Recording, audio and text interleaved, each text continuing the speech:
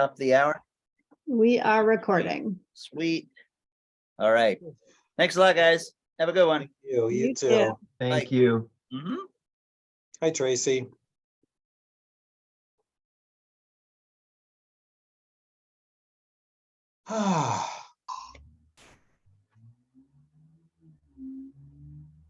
The common complaint at the unified track meet today is that it was just simply too hot. Oh, Here we are, April 13th. Carrie has the right idea. mm-hmm. I like it. This is one of those early warm days where it's just shocking. Like it Yeah. feels oppressive, even though it's beautiful. Yeah. You just, no adjustment period to, I vaguely remember this happening one year over school vacation week. It was like 90 degrees the whole week, wow. something. But it is unusual.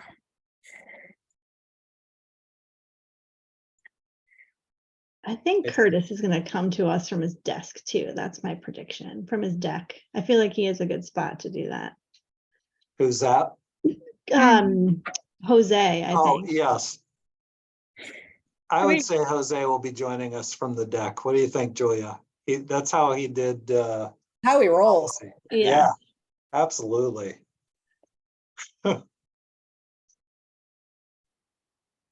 Curtis is joining us from his box seat at the John T. Allen Field.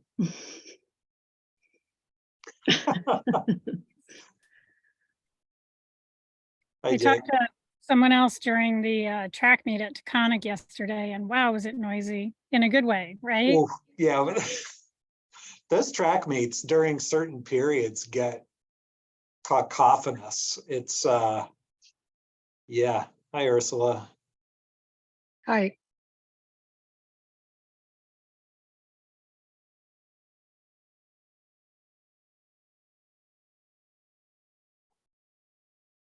Is Nolan coming too, Jake? Will he be Yes. joining later? Okay. Yes. Yep.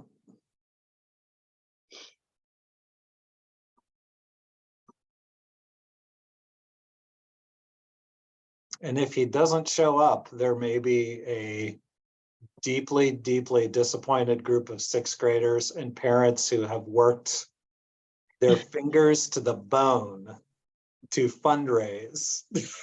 I think that we realized it might have cost us less to just pay for the trip than to buy all the stuff that we bought for the fundraising.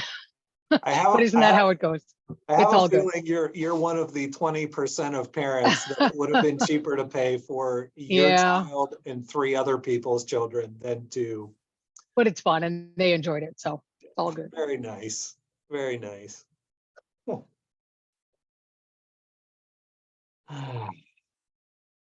Hi, Cindy.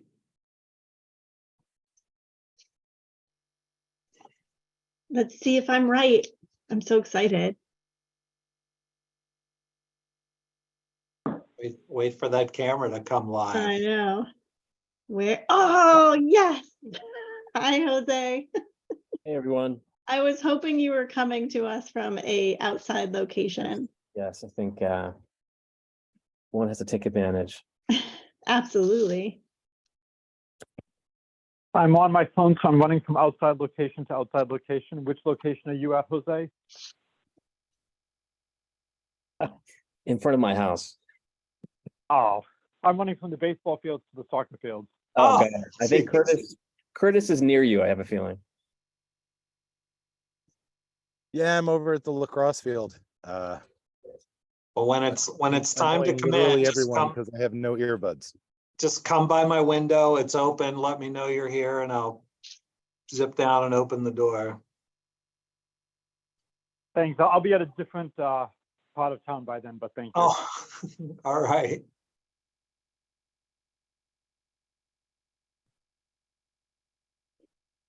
So should we wait for Nolan or do you want to get started, Jake? Why? I might have to ask Curtis to text him. Curtis has my phone right now. I don't think I have Nolan on my other phone. Joe, maybe you could text Nolan and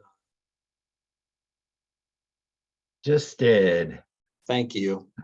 But Christina, I think we can get started. We can reverse the order of the principal items. Okay.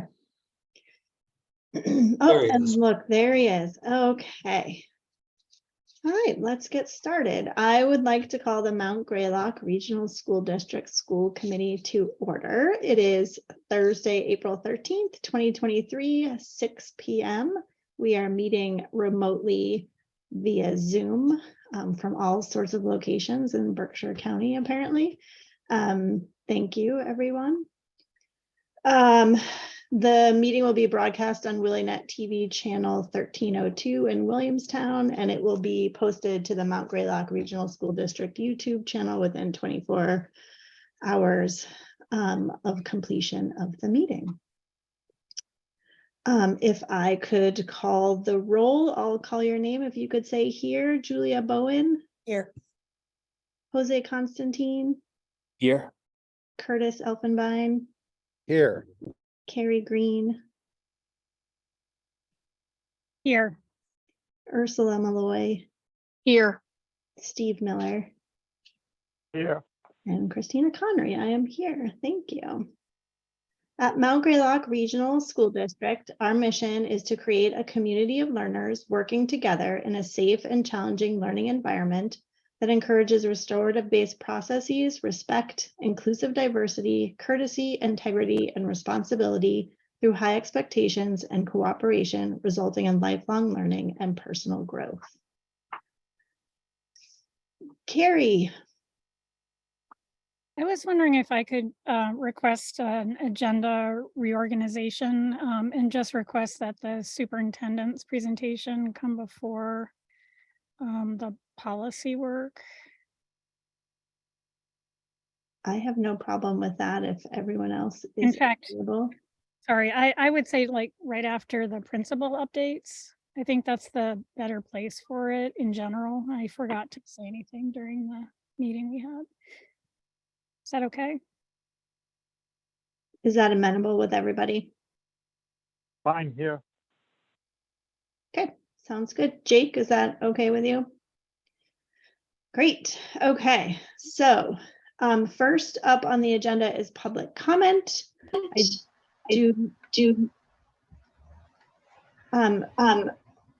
is no one signed up for public comment. I don't know why I'm echoing.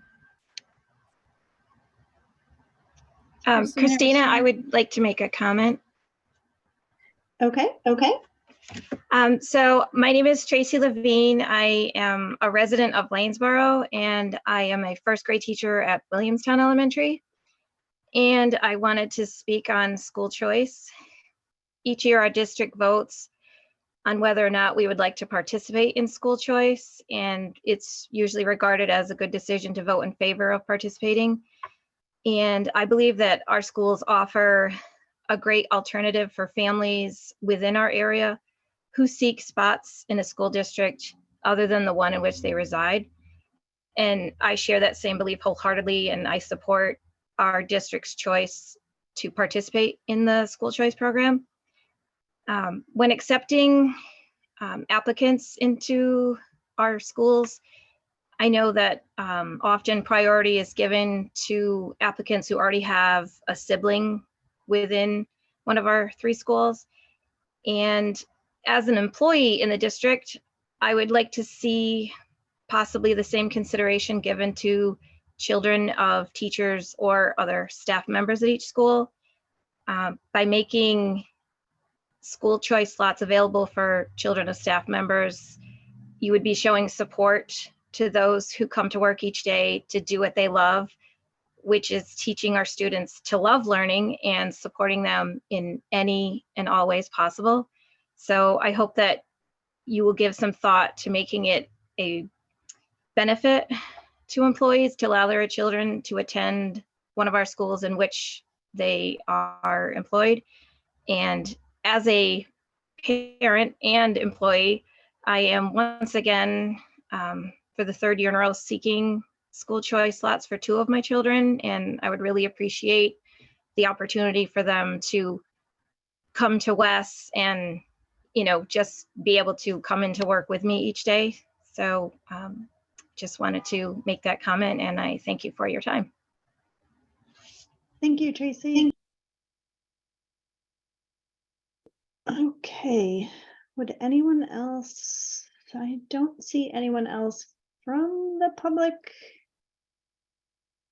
on the Zoom right now. So I think we can proceed to the next agenda item, which is student update, but unfortunately Charlotte will not be able to attend tonight. And she does apologize for that. So approval of minutes.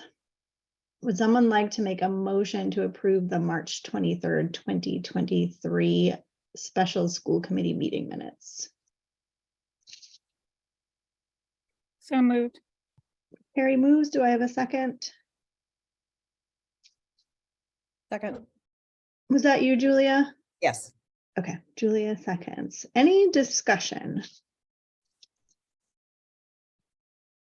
Yes, Julia. Very small edit in section 3. Kim Nichols' last name was left off. Nicoll.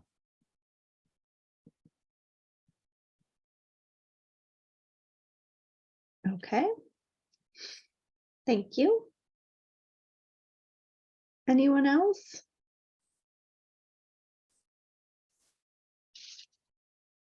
Okay, all in favor? Bowen, I. Conry, aye. Constantine, I. Elfenbein eye. Green eye. Malloy, abstain. Miller, I. Okay, thank you. That motion passes. Would someone like to make a motion to approve the March 30, 2023 public hearing minutes? So moved. Carrie moves. Second. Julia seconds. Any discussion on those minutes?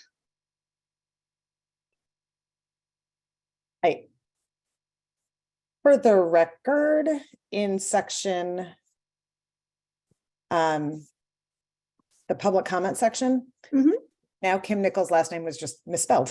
So it can be corrected. I don't know why it's jumping out at me. Okay, thank you. Any other comments, edits? Okay, hearing none, all in favor? Bowen, I. Conry, aye. Constantine, I. Elfenbein eye. Green eye.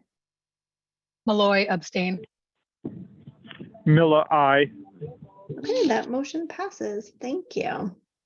So next up on the agenda, we have principal updates, and I will turn it over to Nolan Pratt, the principal of Lanesboro Elementary School, to talk about the Lanesboro 6th grade Cape Cod trip. And everyone, give me a thumbs up if you can see the screen. Excellent. Good evening, everyone. I'm here to talk about the Cape Cod trip and ask for approval to go. So I'll start with a brief overview, then I'll dive into each day. And then I'll have some other points at the end. And then I'll take questions. So the Cape Cod trip, I was talking with Mr. Bradley the other day. It's been going on for 53 years, minus COVID, from Lanesboro Elementary. Nurse Larson, the school nurse, actually went to Cape Cod when she was a student here. So it is a 4-day trip. It starts the Tuesday after Memorial Day. Bright and early, students get on a coach bus and head down to the Cape. When they get to the Cape, they will be transported around on a school bus. They stay at Camp Burgess in Sandwich, Mass, which used to be a YMCA camp. There's 38 students going, 10 chaperones, 5 male, 5 female. Of those chaperones, we have 1 police officer, 2 general education teachers for the grade 6 teachers, 1 special education teacher, and the school nurse are going on that trip. And the cost of the trip is approximately $30,000, which is about $750 per student. I'll get more into the cost of things as we go on. So the start of the trip, they get up, they show up at Lanesboro at 6:30 in the morning, they hop on a coach bus and they go to the aquarium. Students will go to the kitchen's classroom for a squid dissection. They'll go to the XD theater to go to a sea lion show, stingray petting area, and a bird cage. On that day, students will learn about the water cycles among land, ocean, and atmosphere and how it's propelled by sunlight and gravity, which is a grade 6 through 8 science standard. They will also analyze and interpret maps showing distribution of fossils and rocks, continental shapes, seafloor structures to provide evidence that the Earth's plates have moved great distances, collided, and spread apart, which is also another science standard. Things that they also do every day is students will document the weather, and when they come back, they'll use that information that they documented to talk about what they saw in terms of when they go to the marsh and other places along their trip, how the weather affected what they saw. And they will also have a writing prompt at the end of each day. They have a packet that goes with them. I have the packet right here. It is 60 pages for their 4-day trip. So that's 15 pages a day they're expected to take notes on. It's a very academic trip. Then once they finish their aquarium experience, they go back to Camp Sandwich or Camp Burgess in Sandwich. And they are assigned their bunks. There are 2 bunks, 1 male and 1 female.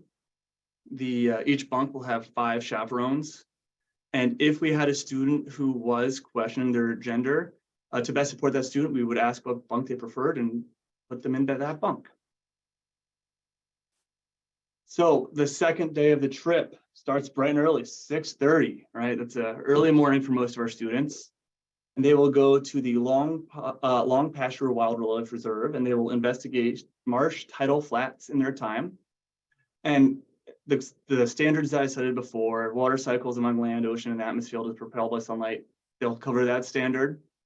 And they'll also cover the standard about how human activities affect global warming and energy flows and matter cycles within the Earth systems, including the Earth's sun and the Earth's interior as primary energy sources. They'll also have a nature hike around Kettle Pond, which was created by a glacier.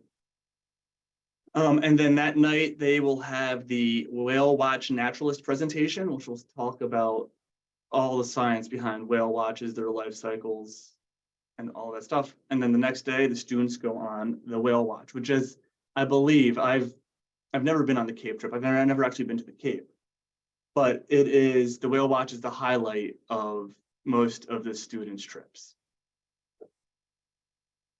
And they'll do a journal writing that day, and they'll document the weather.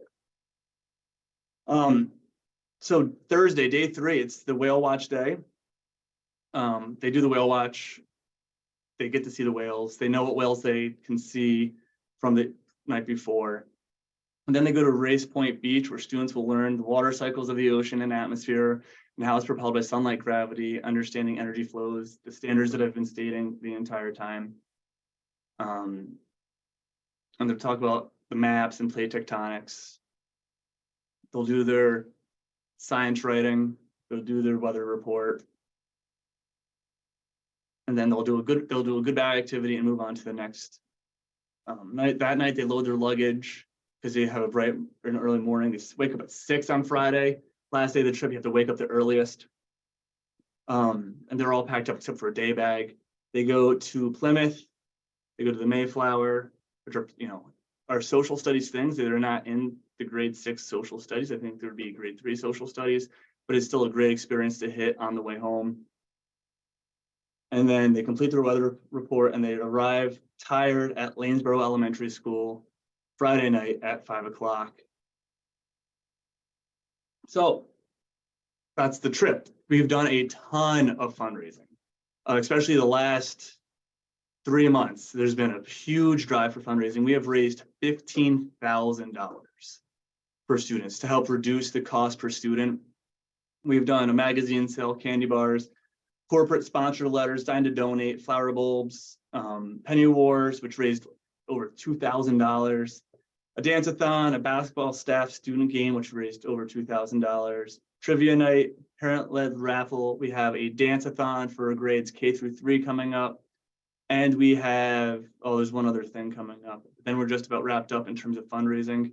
And one thing that's really cool about this trip is we have local businesses who went on this trip, who now are corporate sponsors, who then are willing to pay for students who can't go because the experience had such an impact on their life that they want to be able to send students that can't go. So I just spoke fast for a couple of minutes. What questions do you have for me? I can't see everyone, so Carrie. Thank you, Nolan. I have a couple of questions, but you just said that we have corporate sponsors who are paying for students who can't go. Are willing to, if we need to. Are willing to. What does that mean? Can't go? As it Like if sounds they like can't, if it's a financial hardship. Can't afford to go. Yeah. Yeah. can't afford to go. So it sounds like it's costing each student about $350 each family. About that. Yeah. So families can apply for assistance if they need it. So families know to reach out if they need financial assistance. Absolutely. So my other question was about the Plymouth tour. So the Plymouth plantation. Do you know anything about the curriculum for that particular visit? You know, whether it's about, you know, the kind of older curriculum, or if it's a more sort of DEI inclusive curriculum? That is a great question.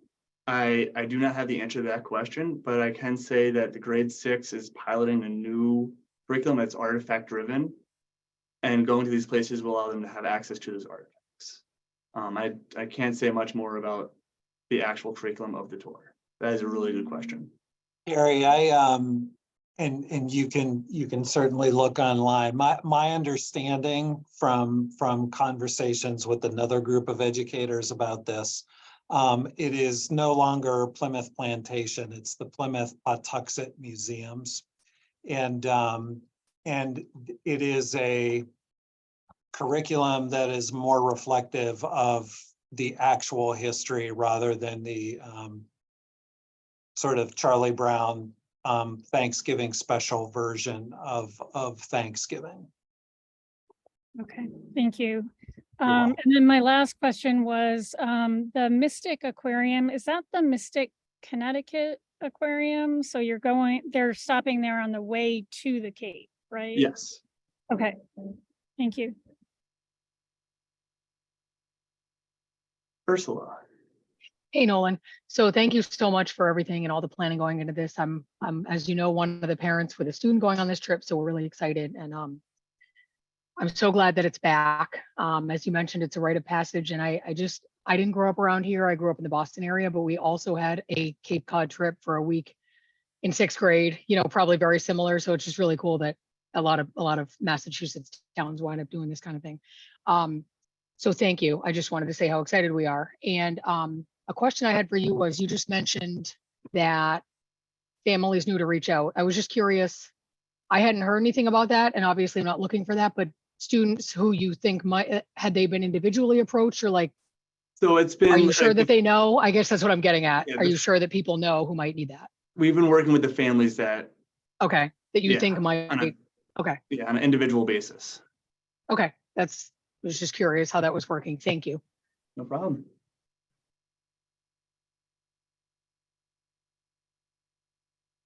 Curtis, is your hand up?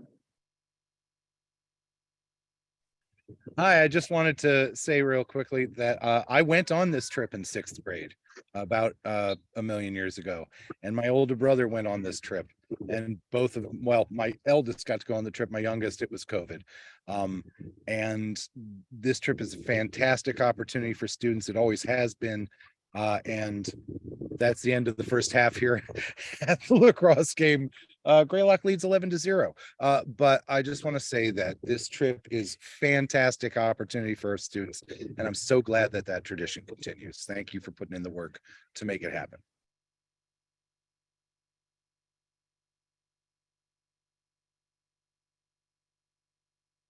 Any other questions for Nolan?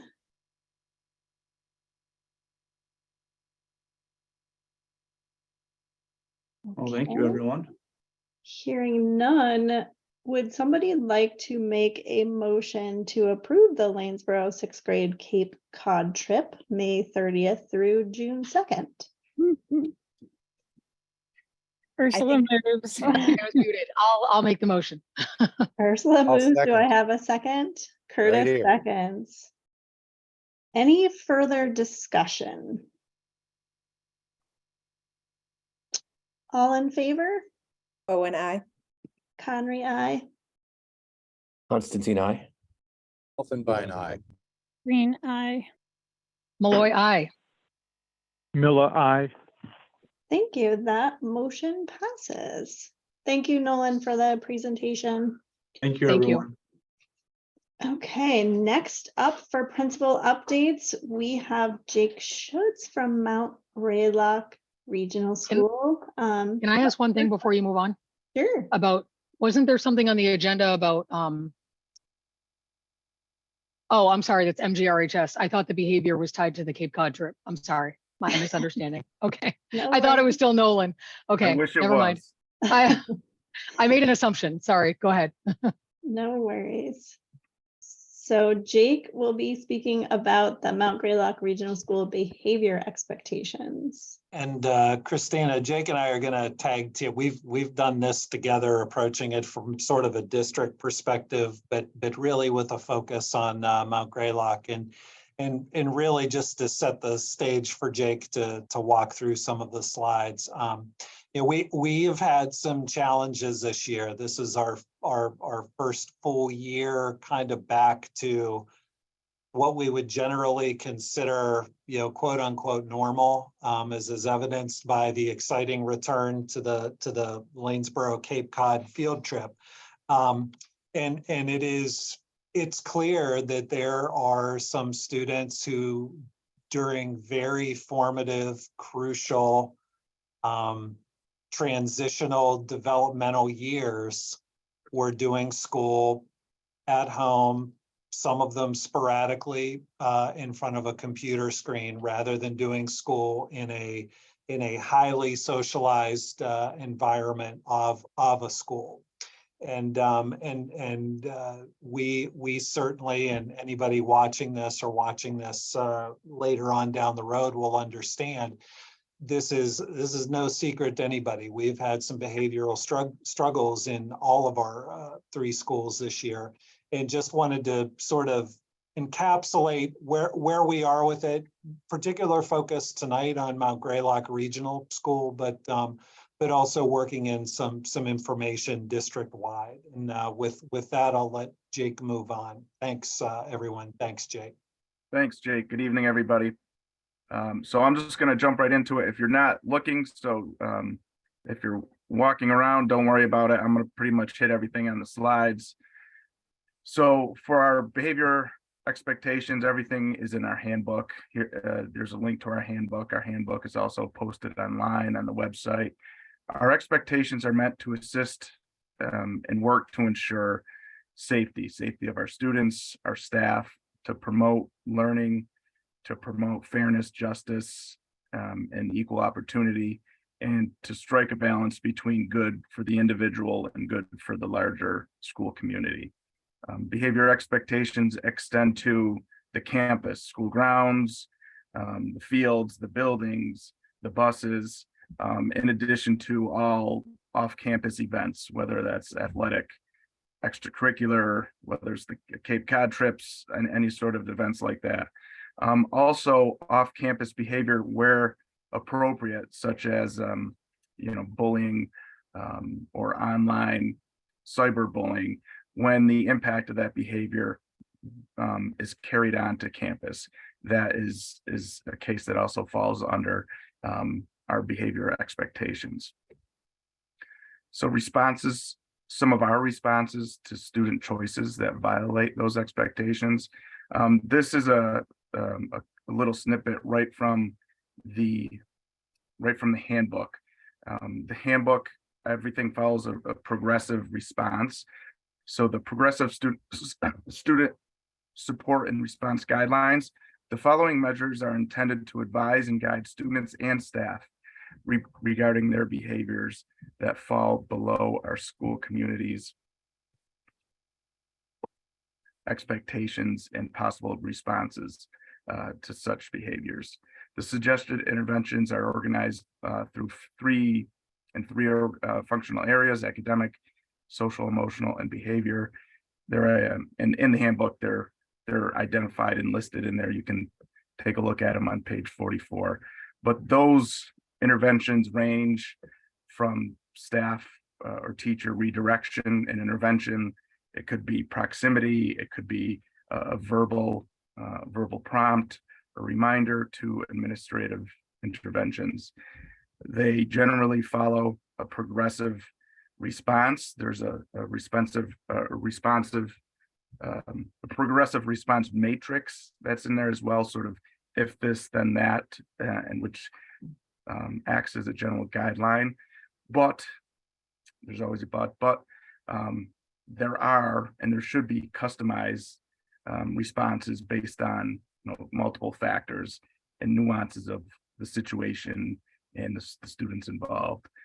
We don't use police often as a primary intervention, but police involvement where required by state law or dictated by the circumstances is something that happens. And guardians and parents, caretakers, are notified of their right to involve the police at their discretion. Where appropriate and available, most levels of offense, and ultimately all levels of offense, restorative activities are undertaken when time is available and when individuals involved are at the right headspace and are ready to proceed with that type of work. So some basic understandings that.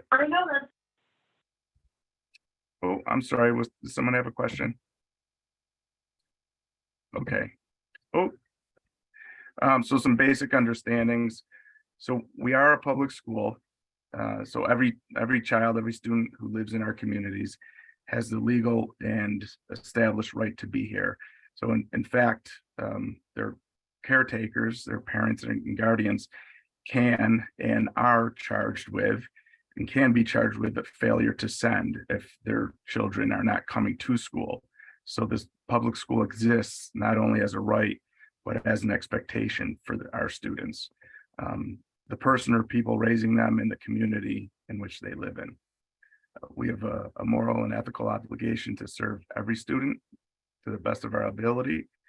Children, although they have that legal and ethical right to be here and to pursue public education, they don't have a right to disrupt or detract from the education of their classmates, nor from the smooth operation of the school or a classroom. So the above point becomes problematic at times in every class and highly problematic in some places at some times. So we often talk about as teachers and educators, our toolkits, and whether it be a response or an intervention to one of those three functional areas: behavior, academic, or social emotional. So per our expectations and our rubric for consequences, we do suspend students whose behavior warrants time away from school. Suspension is meaningful for some students. It provides rest for the community that student is part of, the classroom community, the school, the student body, a break from the behaviors that student may be exhibiting. And suspension alone often isn't, suspension alone and in isolation rarely serves to actually address the root problems or core issues. So alone, it's not often the answer solely. Suspension with clear expectations are not the first tool that comes out of the toolkit.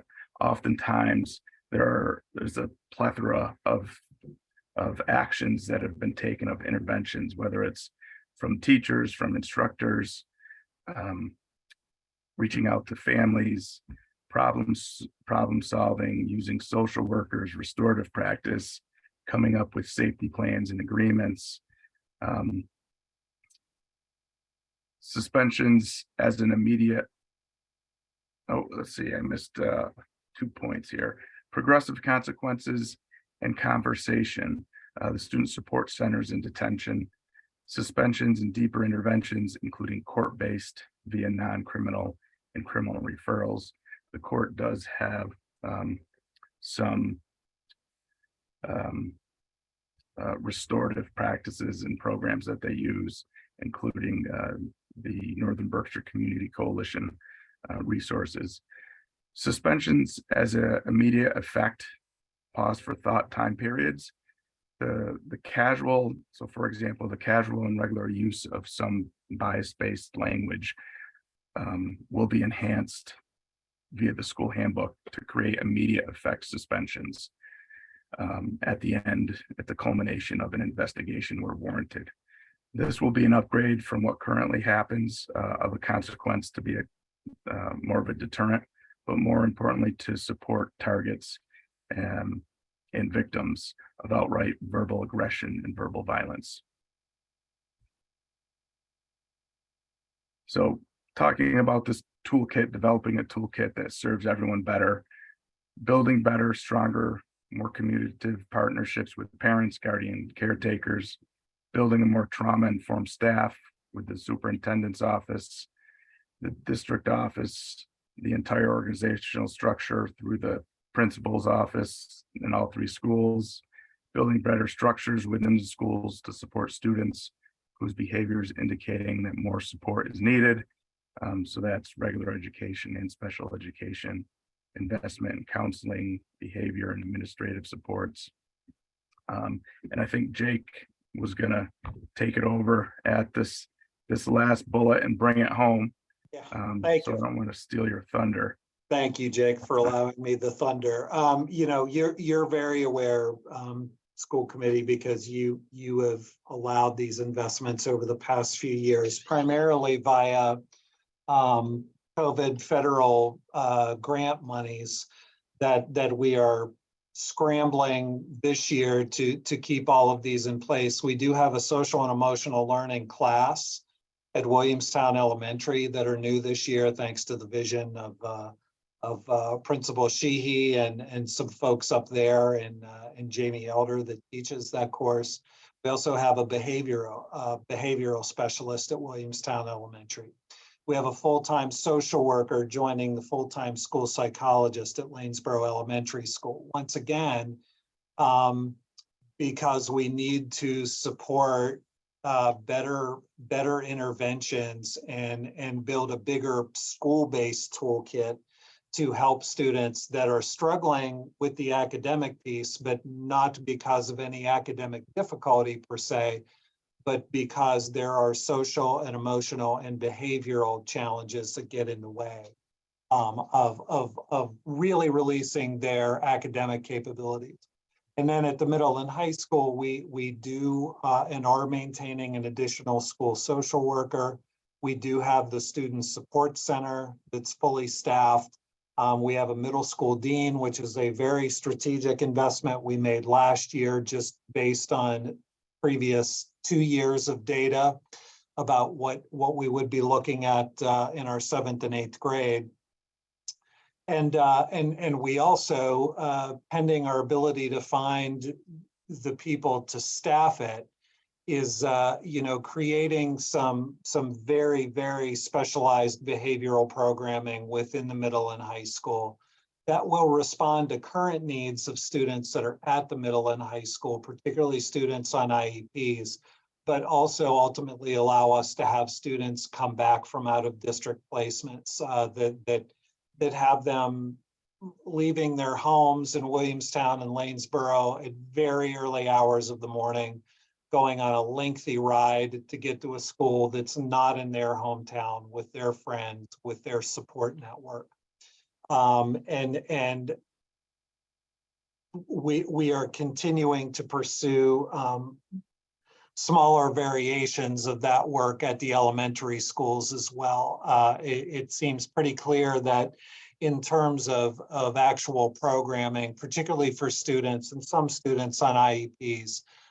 We have some wonderful people doing wonderful things, but they are doing so not within the guardrails and the structures of a program. And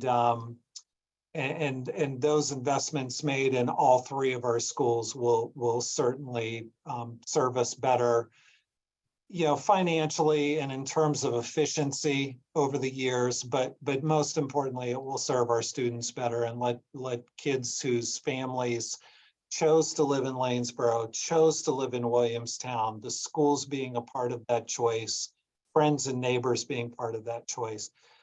These programs will allow those students to really stay K through 12 in that hometown setting where they made that investment in a home. So we just wanted to do a brief overview that recognizes there are challenges,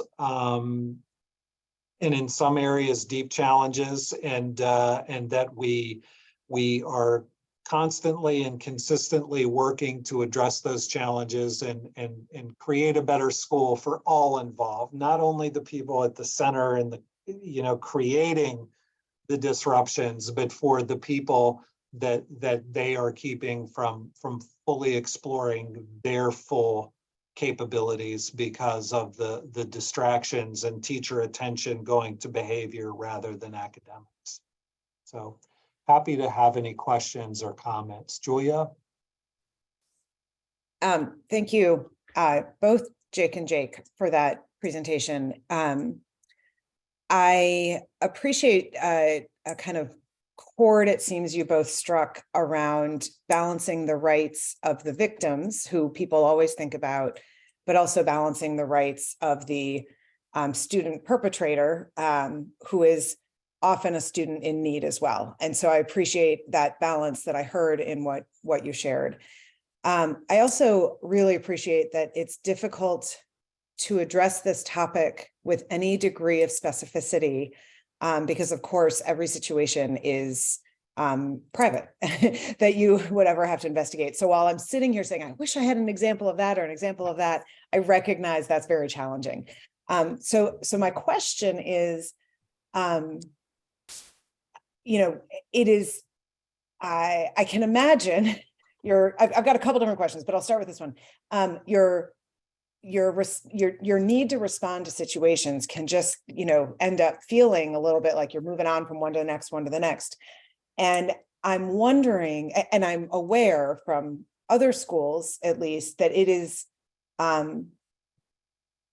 sometimes hard to identify the patterns or potential disparities that may exist in responding. And so it's super important to have that opportunity to step back and kind of audit the process and audit the results and make sure that there aren't any disparities and that consequences are consistent across students for similar behavior, all of that kind of stuff. And I'm wondering how, when, who does that type of work happen?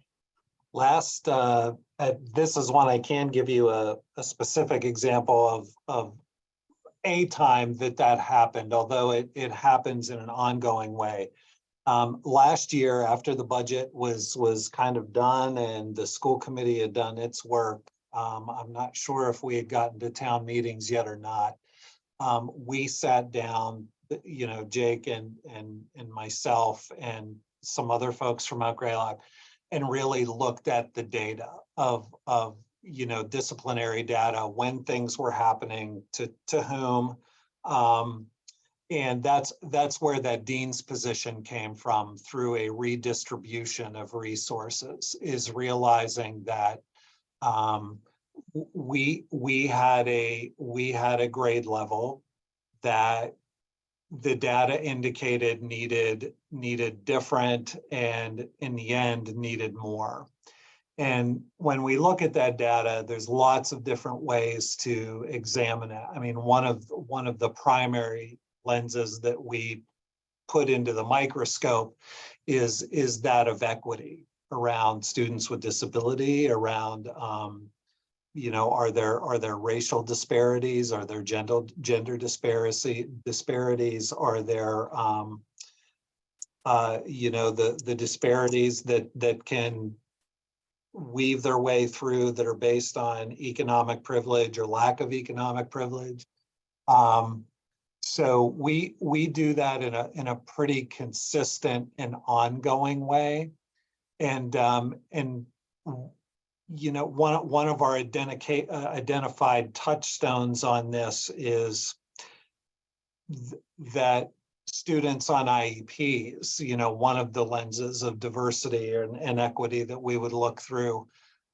We just maybe don't have the right supports in place for those students right now in real time, and which would also indicate to me that we probably didn't have the right supports going back in time.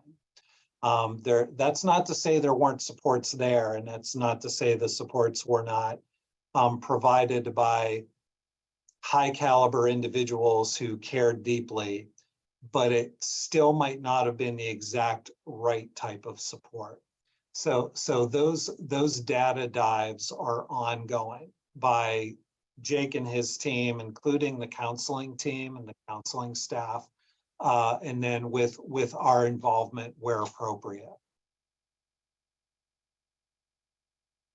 Did you have a second question, Julia, or do you want to let Jose? I was gonna say first, thank you for that answer. I'll let Jose go and then I'll come back if he's not asked my question. Okay. I don't know. Thanks, Julia, and thank you both for this presentation. Jake or Jake, maybe Jake, Dr. McCandless can answer this one. This could be a two-parter depending on the answer to the first. Jake, could you explain to us the role that paraprofessionals play in supporting our teachers in helping to, I think the presentation was around supporting learning and supporting behavior that supports learning. What role do our paraprofessionals play in this process? I was waiting for you to say old Jake, just, you know, to keep it simple, which would not have offended me in any way.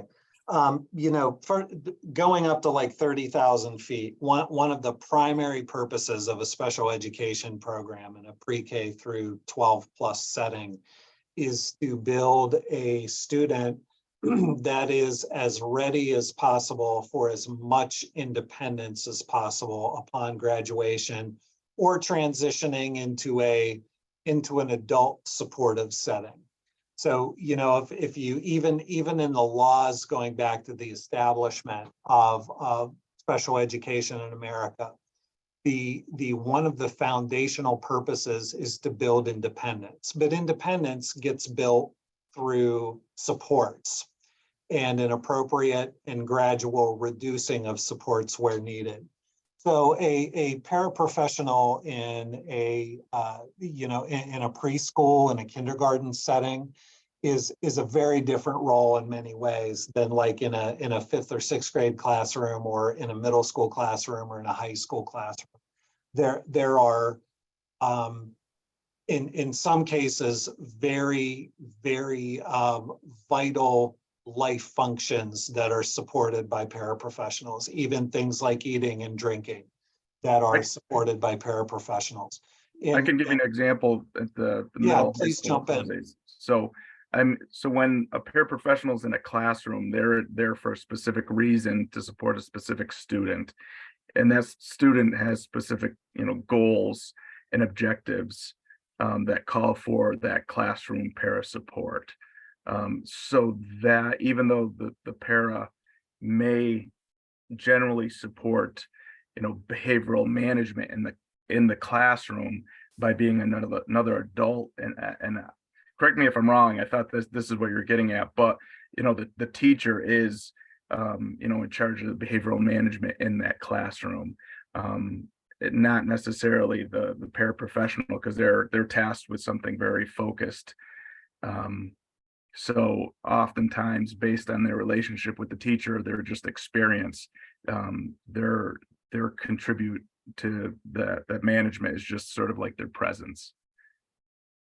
Yeah, thank you, Jake, for jumping in with that. And an observation I would make, Jose, and then if you want us to circle back and be more specific, is organizationally speaking, when a challenge presents itself, an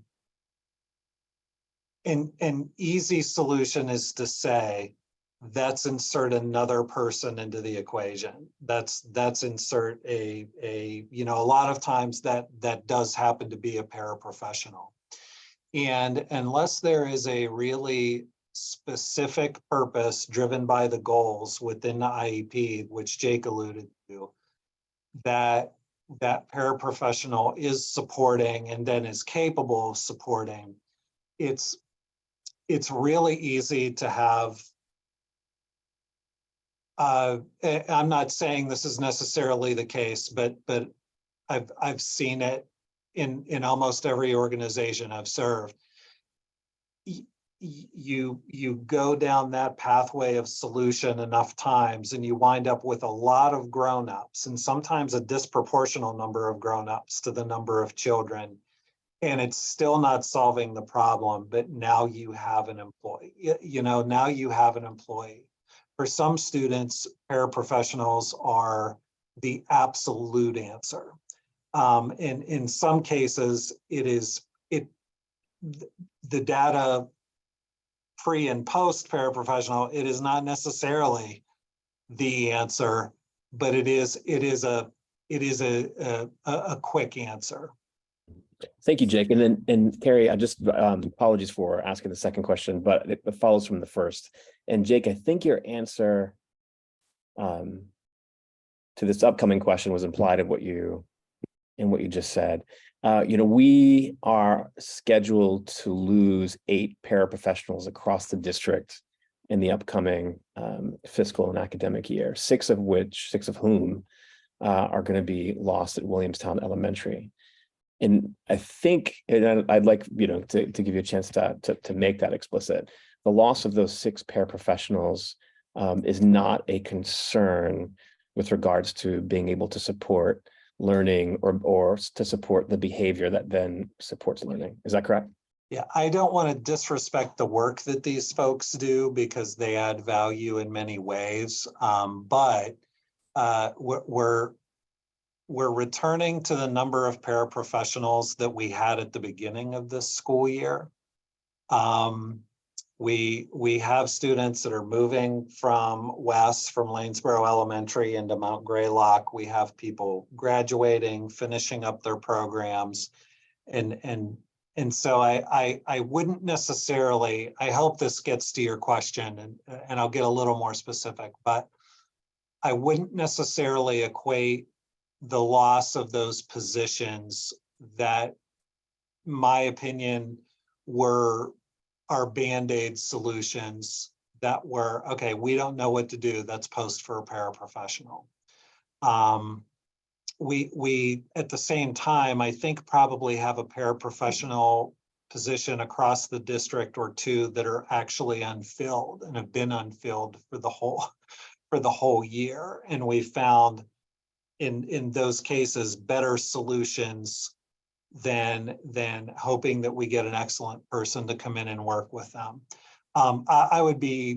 It wouldn't be honest to say I have no concerns about the care and support for children based on any budget we've ever adopted. But the reductions that we've made, reductions that bring us back to where we were really previously at the beginning of this school year, are thoughtfully done such that their impact on children, there will have to be other solutions in a couple of cases, but it is not going to leave a child who was supported unsupported.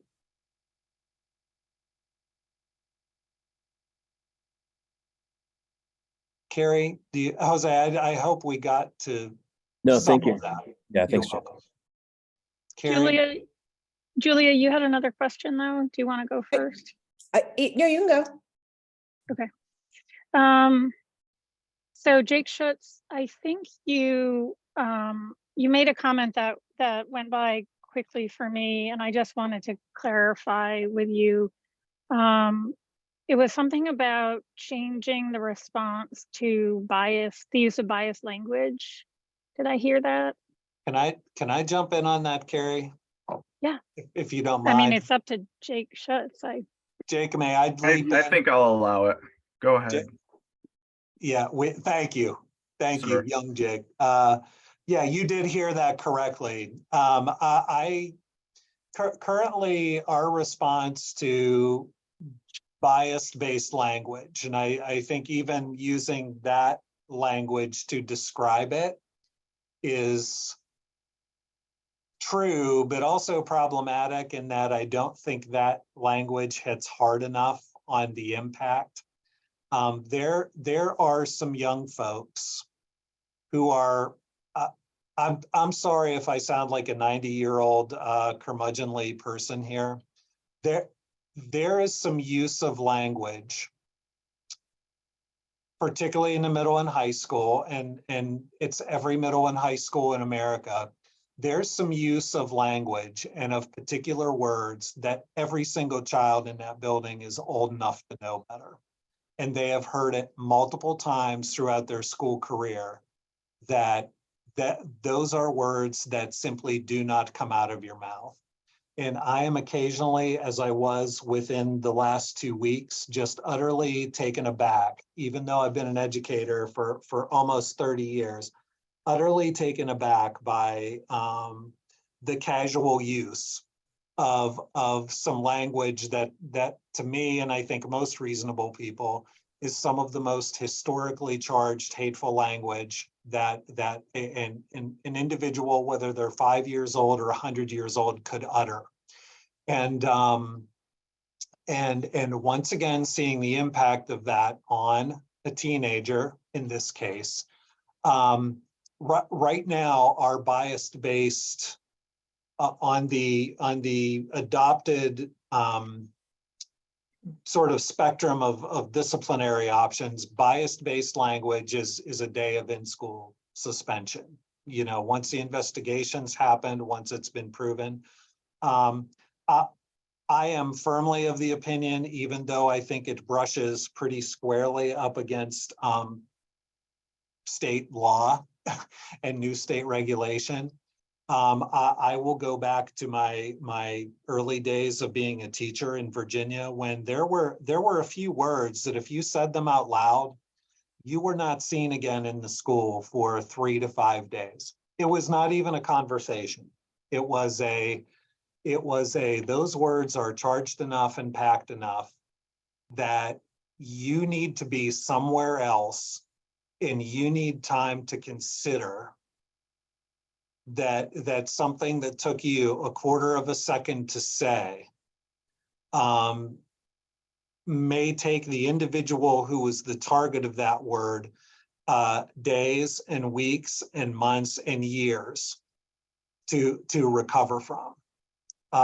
So we will be working with Adam Dupre. I may be working with the Commissioner of Ed and trying to get some better guidance to how can we drive home the fact that there's just words that should never come out of your mouth. I'm sorry, whether you know, no matter the setting you're in. So that's what that piece is referring to, Carrie, is that I think we may need some new terminology to describe that kind of language that makes it more clear and, you know, beyond bias. But I also think there is the seriousness of that needs to be made immediately clear. And that is evidenced by the casualness that some people use in their approach to language that is just that charged with history and hate. So if there are changes made, and it sounds like there might be at least some leeway in what we can do, then that will potentially affect our J policies. Is that correct? Yes. Yes. Thank you. Yep. Yeah, thank you. Julia? So I'm thinking about this whole presentation, super helpful. Thank you. is about the school's policies or our policies, how the adults respond when adults bring in other supports of various kinds. And I guess I'm really interested at a policy level, where the voices of our other two really important constituent groups, our students and our parents, come in. And so like a small question is, that I was starting with, but this just allowing time for my second question to percolate allowed me to think more broadly about what I'm really wondering. But how do you determine when you notify the community that something had happened? Because I know I've sometimes received notices, but sometimes I don't. And so I just don't know how that is determined. But also, I guess in doing so, that is bringing the parents and probably students into the conversation. But ultimately, it is a community conversation about building the school culture and school environment that we want. And I guess I wonder that we collectively want, that the students want, that the parents want. Like, how does that conversation, how could that conversation happen? Or maybe it is happening, but I feel like it's so easy for a school because of all the requirements and the greater knowledge that professionals have about what's happening to hold on to that conversation more. And I guess I'm wondering how to be inclusive of the other stakeholder groups. Yeah, well, I think our for Jake and I, our moment of digging in ourselves to look at our policies and the discipline matrix or the consequence matrix, and for me to go back into those J policies that Gary referred to, that impact students, was really directly from people in the community who, I mean, the notion of when do we make an announcement or a pronouncement in the community, that's been a struggle for me my whole career. It's I think there's very little limited value in public shaming of anybody, even when the behavior is shameful. Shaming is not necessarily appropriate. I've spent a lot of time with a couple of consultants around the how and the when and the why, and that's sort of an iterative approach, and may be different for every single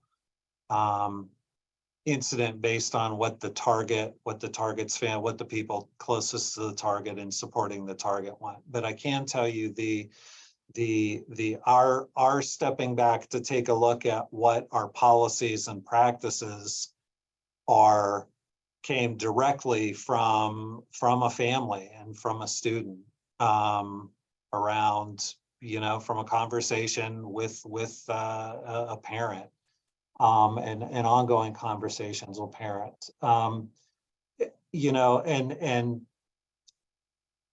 how and when, and having the bigger conversations as a community. I mean,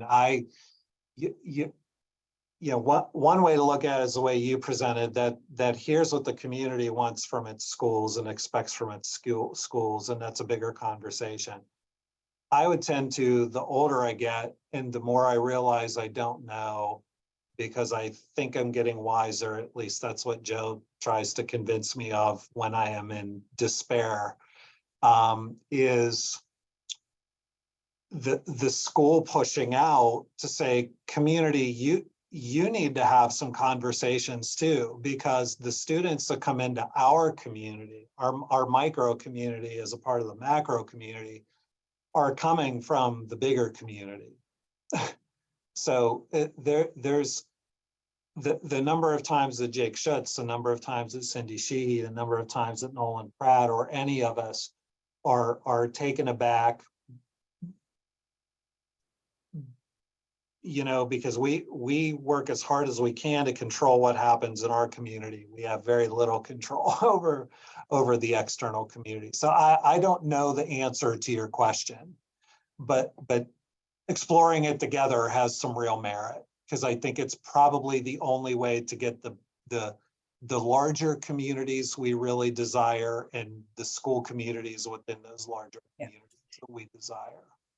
And I appreciate that push, right? It's back and forth. Yeah. I appreciate that. I guess one of my questions is, well, I know there may have been an uptick this year in some behaviors, and that there may be an uptick, there are some level of behaviors every year. There's some significant majority of students who know what to do, the right thing to do, who do that thing, and who want to be in a school that is welcoming and safe, and sometimes it's their voices that the other students need to hear and not the adult voices. And so how to amplify and bring the students together to name, this is the school we want. We don't want that school, whatever that is, or that behavior, not in a shaming way, but just to empower students to create the school community that most of our students, all of our students, I suspect, want. Most of our students know how to achieve. I really appreciate that, Julia. I would go so far as to say, somebody that started my career in 1993 teaching in a like a 1,1500 student high school. And this goes for our elementary schools, but I'm going to zone in on Mount Greylock. I think the proportion is about 98% of the students at Mount Greylock Regional School know why they're there. Like in terms of their own aspirations, they understand what the work they do as students every day. They understand how that impacts their achievement of their own aspirations. Their family aspirations, yes, but there's a remarkable sense, I find it remarkable, of students really owning their own vision for who they are and what they are, but what they want to be and who they know they can be. It's remarkable. And that is paired again, I think about 98% of those students also understand in deep and meaningful ways that you can see every classroom, every hallway, every time you walk through the cafeteria or spend time out on the patio with students. They understand that the things that they do, the things that they say, really do impact and matter to everybody that's around them. That sense of empathy, that sense of feeling not only an urge, but a need to support the people around them is very strong. And I'm glad you said that, because I would not want it to get lost that the vast majority of our students know who they are, what they're about, and they come in every day and support themselves to the best of their ability, but they also support everybody else around them to the best of their ability too. And it's our job to try to get the much smaller group of students to understand that about themselves, that potential is there for them too, the potential to do different, because they should be having those same aspirations. It's because you're an educator, I can go back through discipline data and look at certain grade level cohorts as 7th graders, 6th graders, 5th graders, 4th grade.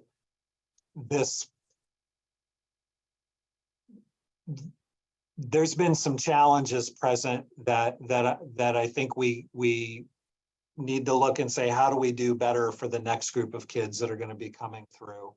And then there's no question to me that that year to 2 years of really interrupted education outside of in-person socialization, that's a long uphill climb for some students to get back to level.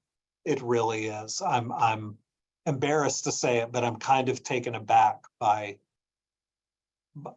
the inability of some students to make up that deficit and clearly see our need to help them make up that deficit. Thank you all for giving all the time to this. And Jake, this is an important conversation. And it could be really nuanced by having the other two principals involved, because they're all working on their own set of challenges in this regard. But I appreciate, and Jake appreciates, I'm sure, being able to talk about it openly and honestly in this way. Thank you, Jake. You're welcome. And Jake. Okay, so moving on to the moved agenda item, superintendent report and enrollment projected school choice openings update. I am going to need 1 minute to go open the door for Curtis, and then I will be right back. Great. So I apologize, and I'll start right in on that.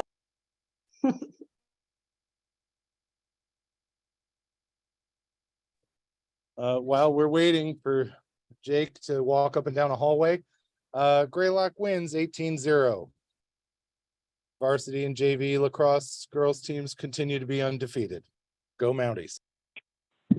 Excellent. Congratulations.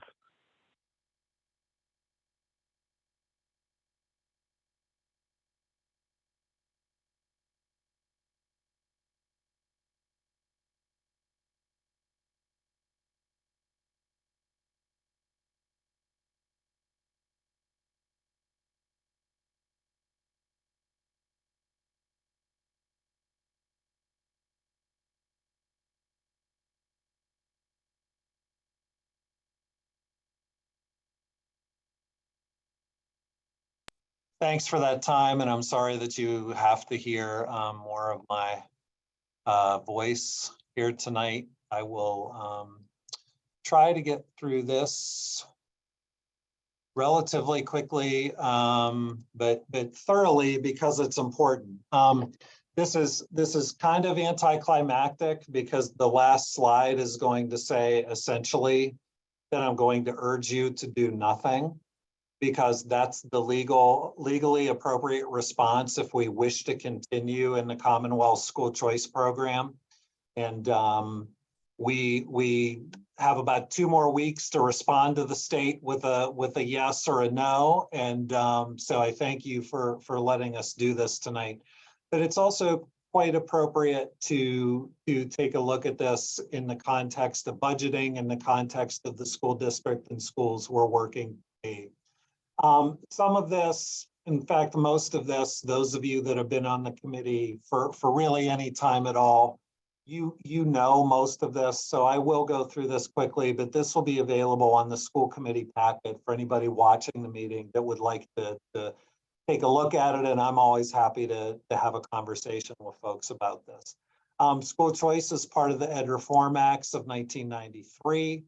The district does not have any choice about students leaving it to go to another school district. There's no limitation on a student leaving. A district does, however, have the opportunity to say, we are no longer accepting students into our district from other communities via the school choice program. Mount Greylock Regional School District and the variations of districts that preceded our regional school district are longtime participants in school choice. You've seen this before. Just for folks out in the community, this is really how school choice was supposed to work and is supposed to work, and I think in district like ours does work. You know, say that a classroom, an appropriate size for a classroom is 15 students or 18 students. If that classroom has only 12 students or 13 students, then you have these hypothetical empty desks, seats where students could be, seats where students arguably should be. It does not add the need for a teacher. It does not add the need for a paraprofessional. It does not add the need, that student does not add the need for extra administrators. It doesn't really add the utility costs. The room is already lit. The heat is already on. It doesn't negatively impact that student's attendance, doesn't negatively impact the organization or operation of the district, of the school, or even down to the classroom level. School choice has some really positive side benefits. It can increase diversity of many kinds. It can add real value and, you know, just powerful students and powerful families to our mix of young people that we have the honor of working with. And it, one of the ways we use it here, as you know, economic realities have crept up on folks over the time of pre-COVID, COVID, and now post-ish COVID. We have served many families through the school choice program who used to live in Williamstown, used to live in Lanesboro, because of life realities, maybe can't live in Williamstown or live in Lanesboro anymore. Through the school choice program, we do have the opportunity to allow their students to not have that level of disruption, to continue with their friends, to continue with the teachers and paraprofessionals and cafeteria staff and custodians and administrators that they know and want to stay with. I would like to think that we approach school choice through its strategic, you know, we use it strategically and we use it appropriately. Part of that strategic and appropriate use is that we do owe all of the residents of Lanesboro and of Williamstown, we owe to them to protect the massive investment that they make annually in their school system. There's a, you know, the majority of our budget, the large majority of our budget comes from local property tax, people paying their local property tax bills. And those of you who have gone to the finance committee meetings in Lanesboro and Williamstown will also understand that we tend to be the majority of the town's budget is to educate that town's child in our regional school system. We all understand that school systems and schools impact property values, and that property values and the taxes that get paid on those properties are the primary financial tool that we have to make our school system work. I think a part of strategic and appropriate use is that we want to keep a healthy and robust enrollment in all three of our schools. This allows us to keep enrollment steady, so we're not fluctuating between, you know, a school with 200 kids one year, 170 kids the next year, 220 kids the following year. This allows us to keep or to work to keep a more steady and predictable student enrollment, which has a lot of positive impacts on the work that teachers do, the work the paras do, on the courses we're able to offer, et cetera. And school choice is always a balancing act. It really requires vigilance and deep thought on a year-round basis. I know we tend to talk about it this time of year because it's a piece of the budget and because we have to let the state know if we're participating again or not. It's really something that we keep an eye on and keep discussions ongoing throughout the year. You know, and I will tell you that, and I think I can speak for all the principals, we are we're an organization that uses our head to do our thinking, but we also do our heart to use our thinking. And so part of that balancing act is really trying to suss out what is in the best interest of an individual child, particularly if that child's life pulls them away to another place. You know, they're getting used to a new neighborhood, a new town, maybe some new financial circumstances within their household. What is the one thing we have control over? We have control over being able to say, you know what, you've been here since kindergarten, you're now 9 years old. We would love to see you be able to be with us when you're 10 years old and 11 years old and 12 years old. This slide just gives you and please, if anybody has a question, just ask it verbally because I can't really see anybody on my screen at the moment. Jake, can I ask a question? Yes, of course, Carrie, thank you.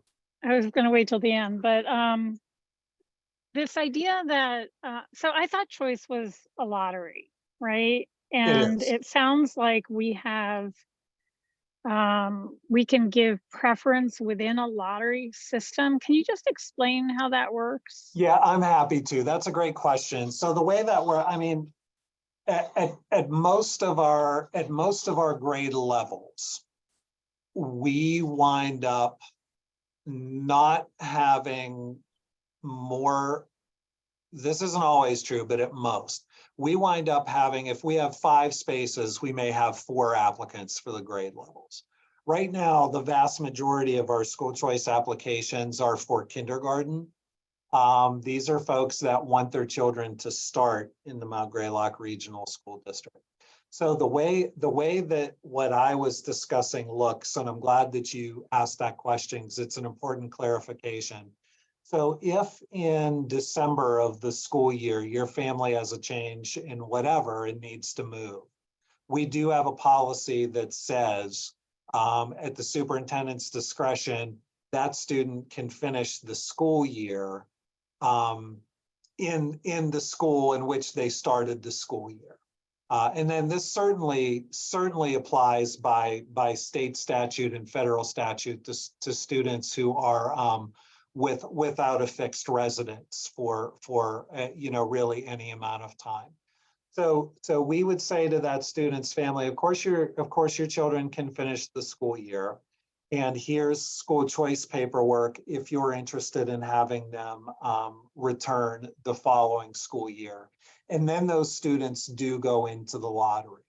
We actually had that circumstance with probably across the district last summer, 8 or 9 individual students representing probably 5 families.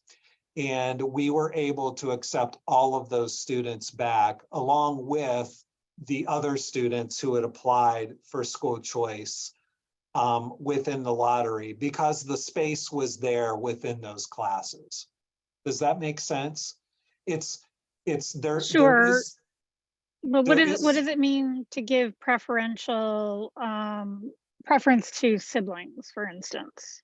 Yeah, siblings, for instance, and even the state recognizes that because of the difficulty, say a family resides in Cheshire and has a 3rd grader who is at Lanesboro Elementary. The state recognizes that the logistics of raising a family is difficult enough when you are bringing one student to school in Lanesboro and needing to get another student potentially to a school that, maybe 8 miles to Lanesboro, maybe another 8 miles to your home district school. So those are students that, if there is any way possible, those students are placed in before the lottery actually happens. Gotcha. Okay, Yeah. thank you. Yeah, thank you so much those are really important clarifications. I appreciate the opportunity to speak about them.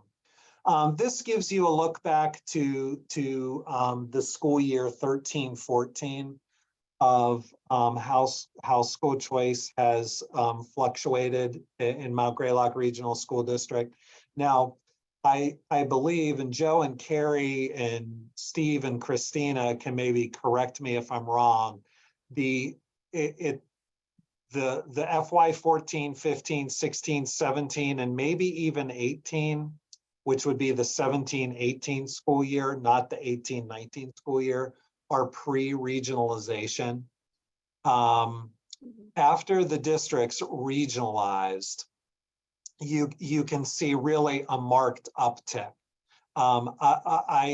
If this follows suit with all of the other data that Bessie has, 14, 15, 16, 17, and 18 represent 7th through 12th graders. Lanesboro is not represented, Williamstown Elementary is not represented. And so really, yeah. I'm not, is that actually the case, Joe? That the revised regionalization didn't go into effect until 1920? That's late. That seems late to me. I think it's 18-19. It was 18-19 because I remember we were predicting how the Chapter 70 funds would be used, and we made the predictions before the 2018 numbers came out. Gotcha. Okay, Yes, thanks. everything within the data that we're looking at, FY14 through FY18, are for Mount Greylock Regional School standing alone. Everything Mhm. after is with the 3 schools within the district. This is all from DESI. And, Yeah. okay, gotcha, thanks. Yeah, thank you. You can see the first year that's represented here, the FY19, which would be the, school starting in September of 18, but wrapping up in June of 19. Almost 100 students in school choice, 44 choosing to go out from Lanesboro and Williamstown combined.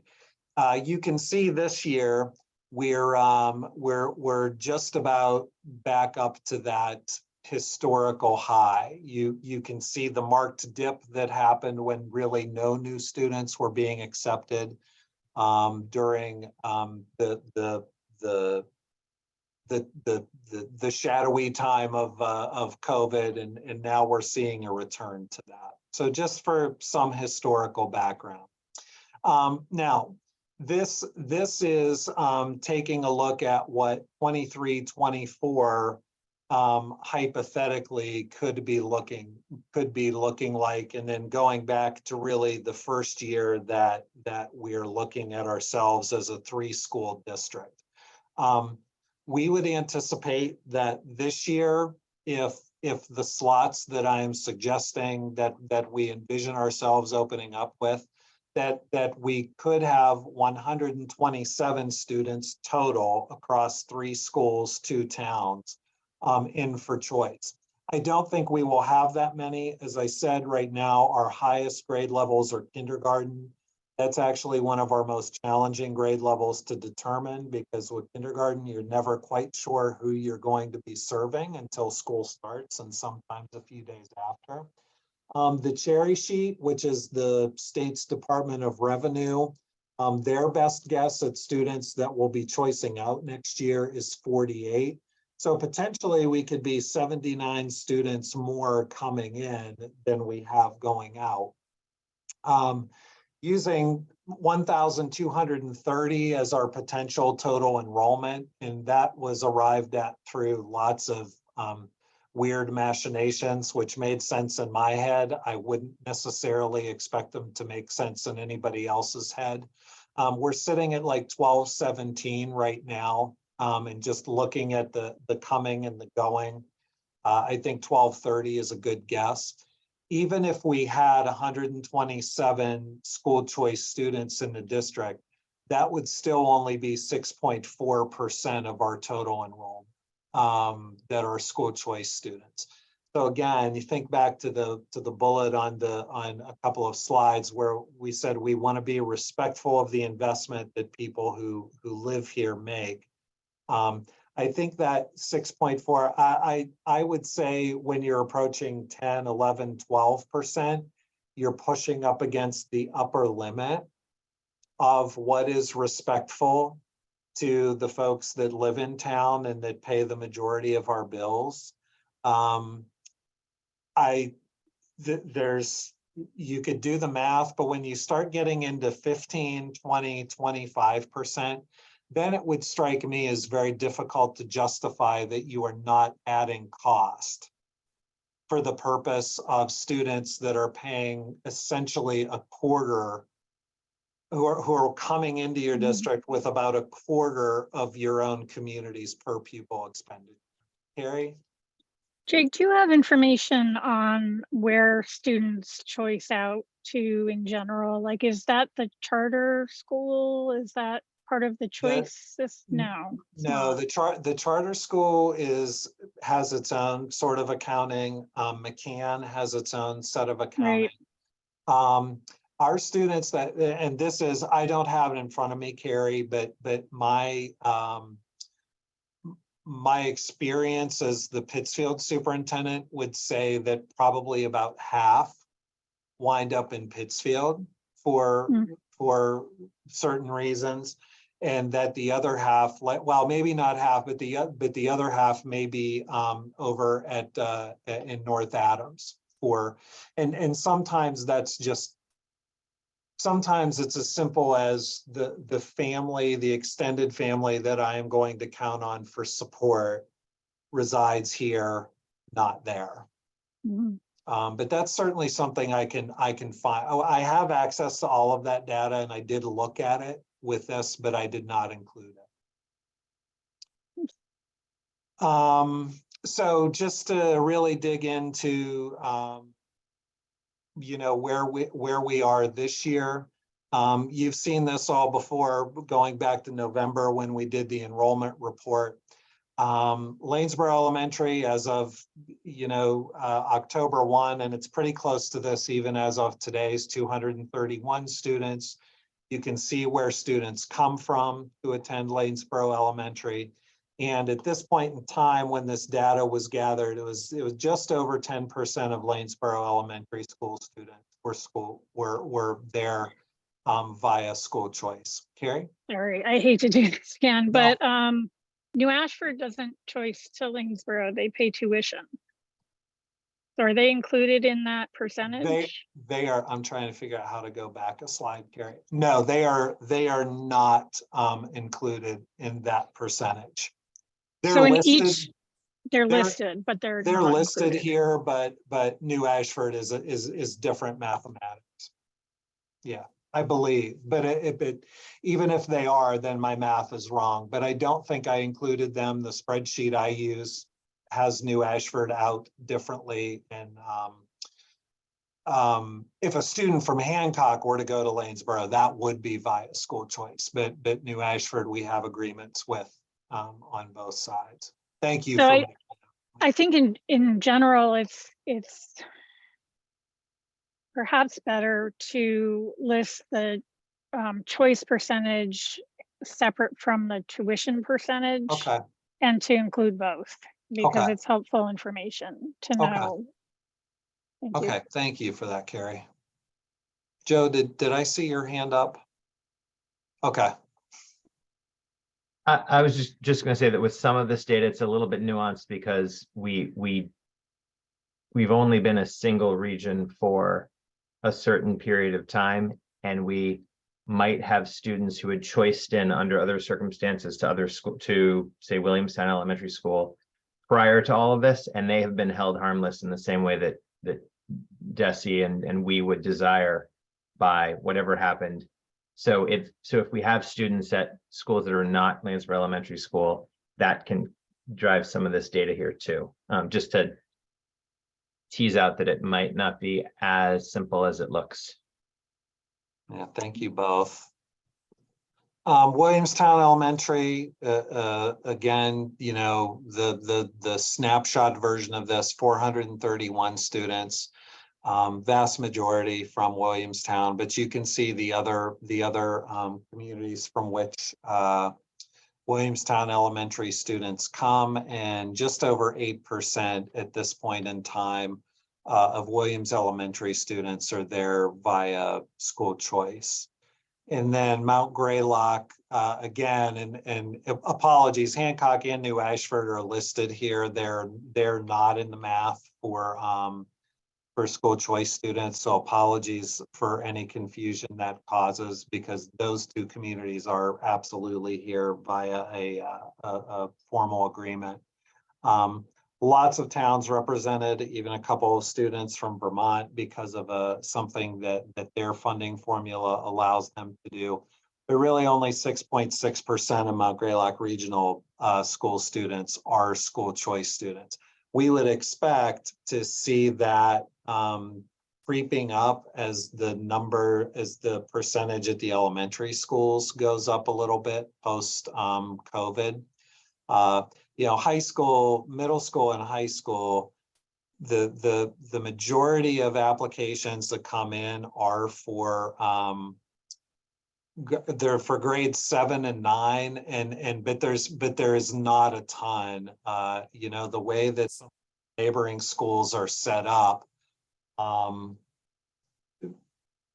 it just the bonds of your peer group are very strong at that age, and a child's willingness to eloquently express here's the 100 reasons why I don't want to school choice as a 7th grader or an 8th grader or a 9th grader. That becomes clear. So that percentage is a little bit smaller. So when we look at sort of following what on the right-hand side of the screen are some general precepts that we think about, we could potentially, you know, at Lanesboro Elementary next year, as I said, we've got 12 kindergarten applications right now. But these are like what the numbers would look like if we wanted to absolutely maximize and fill every seat available in Lanesboro Elementary. This is our recommended approach to this, that it's about half of what our maximum capability would be. And the reason why we recommend that, not that this recommendation is binding in any way, but this is what we will report to parents who ask. We do our first school choice lottery, for lack of a better term, the week after school is over.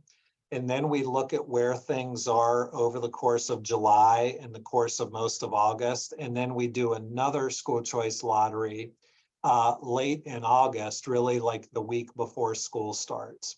And so we don't know who may be moving into Lanesboro in May, June, or July, or even early August. And we don't know who's going to be moving into Williamstown. So we certainly don't want to overestimate the number of seats that we can responsibly have available for the good of the classroom and the good of the community. We would always choose to underestimate that. Because we do have a chance in August to give it another look after that first June go round. Williamstown choice potential, you can see that is wildly varying from we could probably take 15 kids at grade 1 to 2 kids in grade 5. That is, you know, if we really wanted to come close to maximizing every classroom's potential. Our recommendations, you can see, are much smaller than that. Williamstown, I think we have the potential because of the, because of the academic nature of a lot of the employment that happens in Williamstown. You know, we do see folks in July and August that are coming for September startups at the college or at Clark or in another institution. So again, we want to be, if we have to err on one side or the other, we're going to err in what the principals and I are coming to consensus on being hyper conservative so that we're really protective of people that live in Williamstown or maybe moving to Williamstown.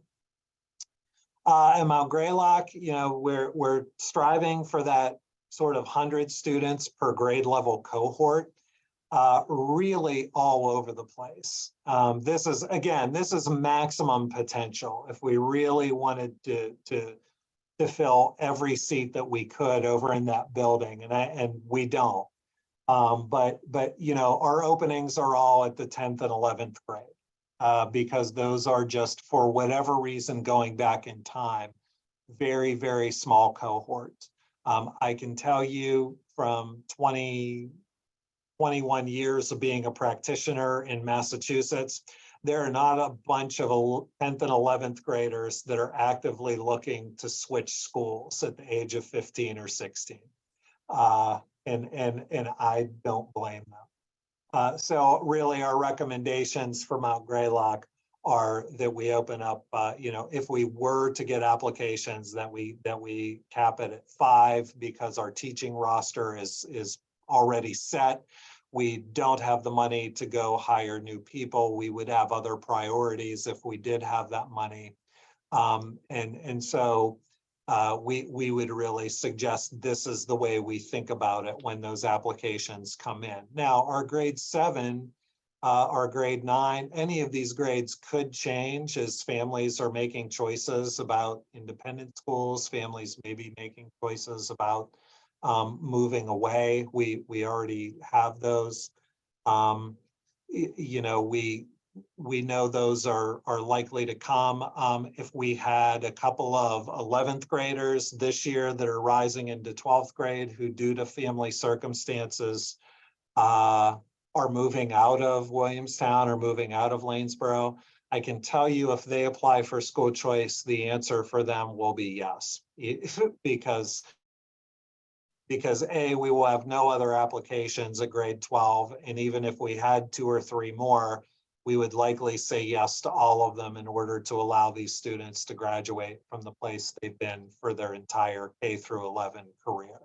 So that's a place where we may let our hearts on occasion overrule our heads.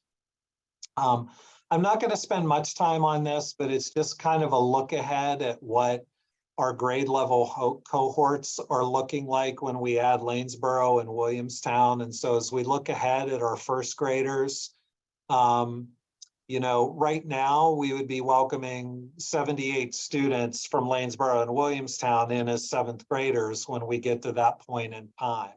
When we think about the kids that will be coming in from Hancock, when we think about kids that will be coming in from New Ashford, potentially via Hancock or via Lanesboro, you know, we think that will grow a little bit bigger. We also have the opportunity to add to that enrollment through students that would like to come here who are drivable from Vermont. On the other hand, we know we will have students who take the option to go to BART. We know that we have students that will be going to McCann, and McCann, if you look back 5 years, the lowest number of Lanesboro kids to be at McCann in a given year across the 4 grades was 19. The largest group was 27. That's going back to a full 5 years. Williamstown was 14 and 20. And I would need to go back and look at the numbers for new students from Lanesboro to McCann this year. And I would need to look at Williamstown's too, but those are the ranges. So we know that we're going to have some folks coming in and some folks going out at both that 7th grade point and that 9th grade. This was all of that information and all of that data and all of that philosophy about how we approach school choice. Really comes down to, if we wish to continue as a district to participate, you need to do nothing tonight. A no vote is simply going ahead. I have a survey sitting in my inbox from DESE. If I don't respond to that survey in 2 weeks, they will assume that we are wide open in every grade level. And so the working assumption is that you are a school choice participant. We will report back that we are going to continue to participate, but that we do have certain grades that we are not specifically looking at bringing students into.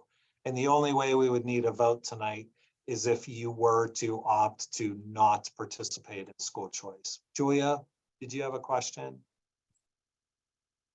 I do. And it comes back to the teacher who made public comment at the start. Yes. Yeah. And so it is school choice if a Lanesboro student comes to Williamstown That is at the elementary school? That is inter-district school choice, which is not school choice. That is Joe, do you want to weigh in on this? I know that would be intra-district, like within the district school choice. And that is something that is guided by school committee policy and the regional agreement, as opposed to the inter-district school choice program, which is what we've spent the majority of time talking about tonight. And it's been the history within this district, like many regional school districts where each town has an elementary school, to not allow movement between the two towns, because within a regional context, it does create an uncomfortable environment where you might have large groups of students moving from one town to the other. And that's something that neither town would really want for the health of the two elementary schools in the long run. So tonight has really been about inter-district school choice. The intra-district school choice is a whole other can of worms that could be discussed, but it's pretty separate from this. Okay. And I would also add that inter-district school choice has the provision for anybody can apply, and it's via lottery. And if there are siblings of current students who apply, there's a lottery that's held for those children first, so they effectively get preference. The law does not allow for additional preferential lottery types or forms. So that's something that's important to note with an inter-district school choice. Okay, so I'm just thinking back, I've heard that kind of question before where teachers, of course, want their, not of course, but might want their children at their same school. And the law would not allow an employment position to create a preference in the lottery. If we open up 5 seats in kindergarten and 10 people submit for it, we need to treat those 10 people, unless one of them is a sibling of a current student, we need to treat those 10 people all equally. That avoids any type of discrimination that might occur. Right. And that's why the law is pretty plain in that way, I think. Okay, thank you. Yeah. Any other questions? That was a lot to take in, but it's a lot to talk about, and it comes up in every finance committee meeting with the towns, and it's important to have this conversation annually. Yeah, Jose. Thank you, Jake, and as always for a very thoughtful and detailed presentation.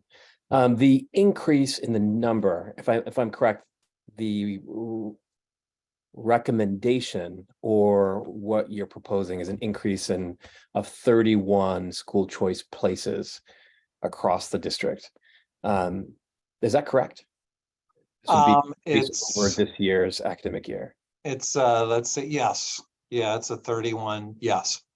And that number, how much of that number is motivated by our current budgetary situation or budget situation? What a great question. And that's a conversation that Joe and I had with one of the principals today. It's not really motivated by that. I think if we get in, it is really motivated by looking at our classrooms and wanting to keep a consistent, healthy number of students in a regular and predictable number of grade level sections across each classroom.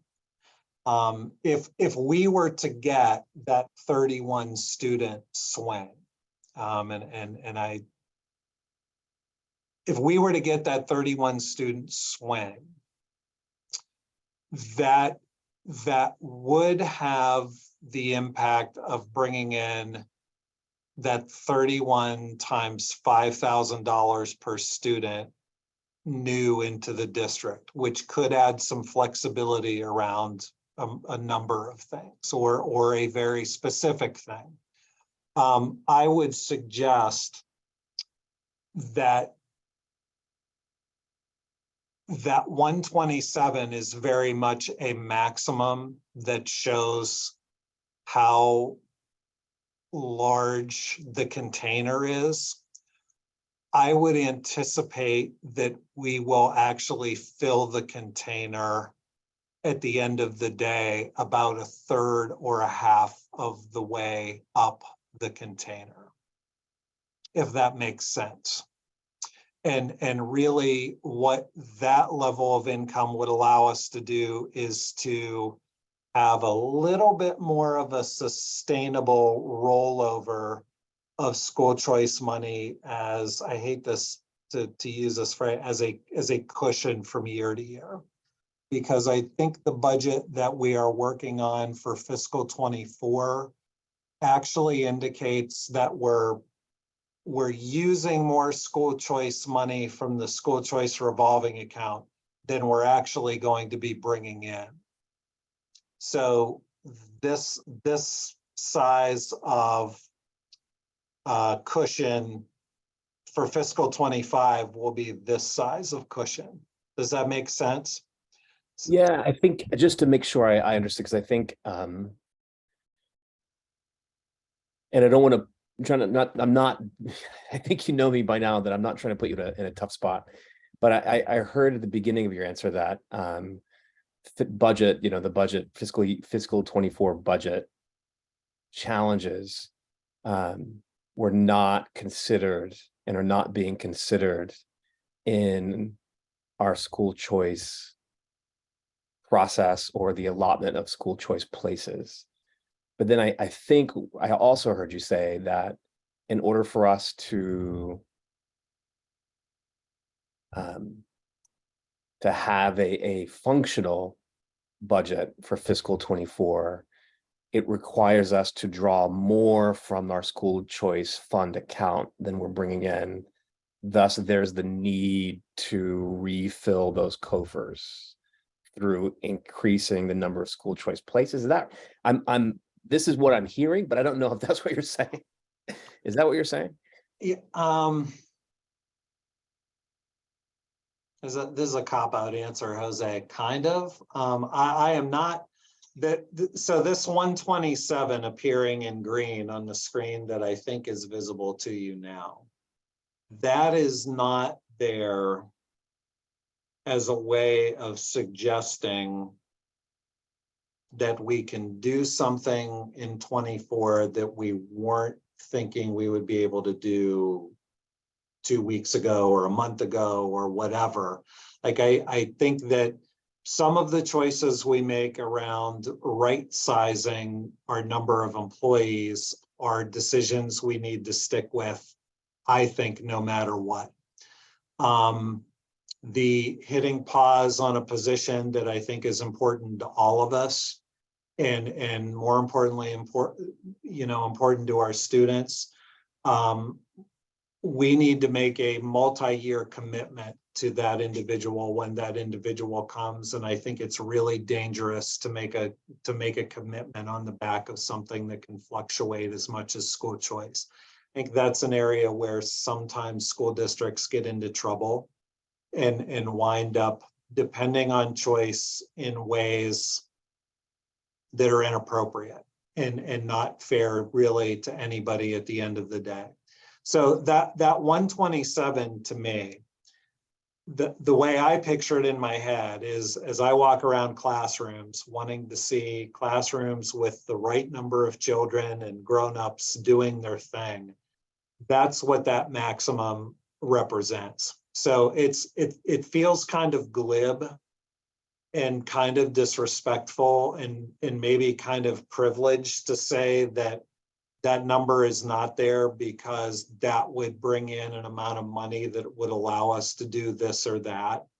It really represents if our classrooms were all kind of right sized and for a second grade classroom with one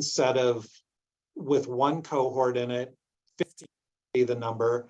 For another classroom, it might be 18 or 19 because of the needs of those 15 students or of 5 or 6 of those 15 students. So it's not quite that easy. I think the 127 represents, that's the maximum that we should be having that maintains the balance of respectful to the taxpayers, respectful and doable for teachers, respectful of the kids that are already in that classroom and already been assigned to that classroom. I tended not to approach it from that's 31 times $5,000 that we don't have right now. But if we did approach it that way, and Joe could weigh in on this, that might be helping us better achieve equilibrium between what we're putting in and what we're taking out. I don't know if any of those explanations works for you, but that's the way I think of it. In a really healthy way, these numbers tonight that Jake presented are really about what would produce the best numbers for our students academically, given the staff that we already have in the buildings, the number of sections that we have within each grade level at the elementary schools, and the diversity of curriculum in the classroom sizes that we have at Mount Greylock. That they are not driven by trying to produce a certain number of school choice slots and associated revenue. I would also add that at the at the upper grade levels at Mount Greylock, 10 of those slots that I think I saw on a slide for Mount Greylock, the probability that more than a couple of those get filled is really small. Just given the degree to which you don't typically see people choicing out during the middle of high school or during the latter years of high school.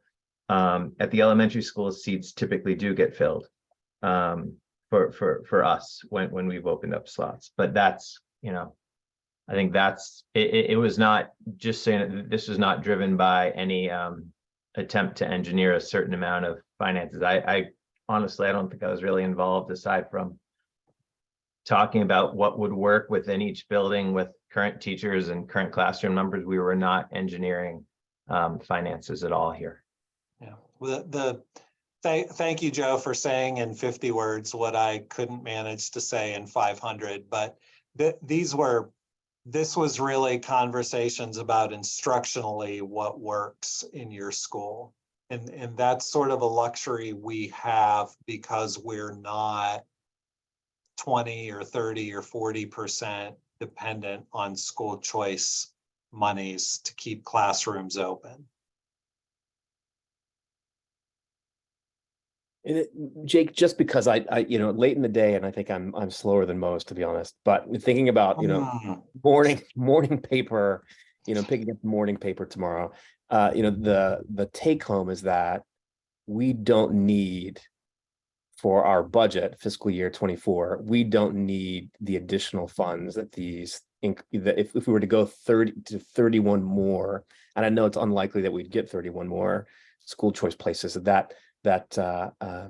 we just don't need that. Well, maybe you've written Mr. Dravis's headline for him, so you know you can send the bill to his house. But I look from a superintendent perspective, from a school business official perspective, I would suspect from a school committee perspective, more money is always better than less money. And when times are a little bit leaner, not lean, but leaner, that's particularly true. And when we think about the staff that we had to add this year in order to respond to student needs, primarily student legal needs, or things that we were obliged by the law to respond to, not even including just what's right. If we were to fill up those hypothetical 31 seats, that would be helpful. If we have students move into the district with very specific individual needs, if we have a building issue or a grounds issue that needs address, I would never say that more money is not helpful, but I can say that these choices, these numbers, and again, Joe said it, I'll repeat it, that 127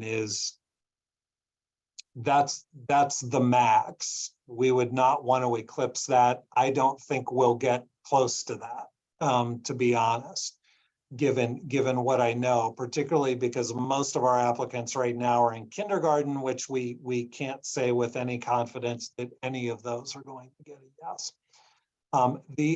This was based on, with the principals, considering what is a sound, appropriate number of students that will enhance your instruction in your classrooms. So I would also add for the counter headline that it's healthy to use school choice for academic planning purposes and for purposes of planning within the staff that you have. It's unhealthy to try to use school choice for purely financial purposes. Yeah. So it isn't that we don't need more money. It's that this would not be the tool that you would use to generate significant sums of money. It's just not. It's not the way the state built it. It's not the way the state has perpetuated it for the last 30, right around 30 years. Is that right? No. Yeah, 30 years, 1993, yeah. Yeah. Yeah. Are there other questions? Thanks for that, Jose. I'm not seeing hands. Am I missing anybody? I don't see anyone, Jake. Okay, Harry, thank you for moving that up on the agenda. I'm grateful to be talking about this at 8 o'clock and not wrapping up at 8 rather than starting at 8 with this particular topic. Okay, so as I said, to continue in the school choice program requires no action.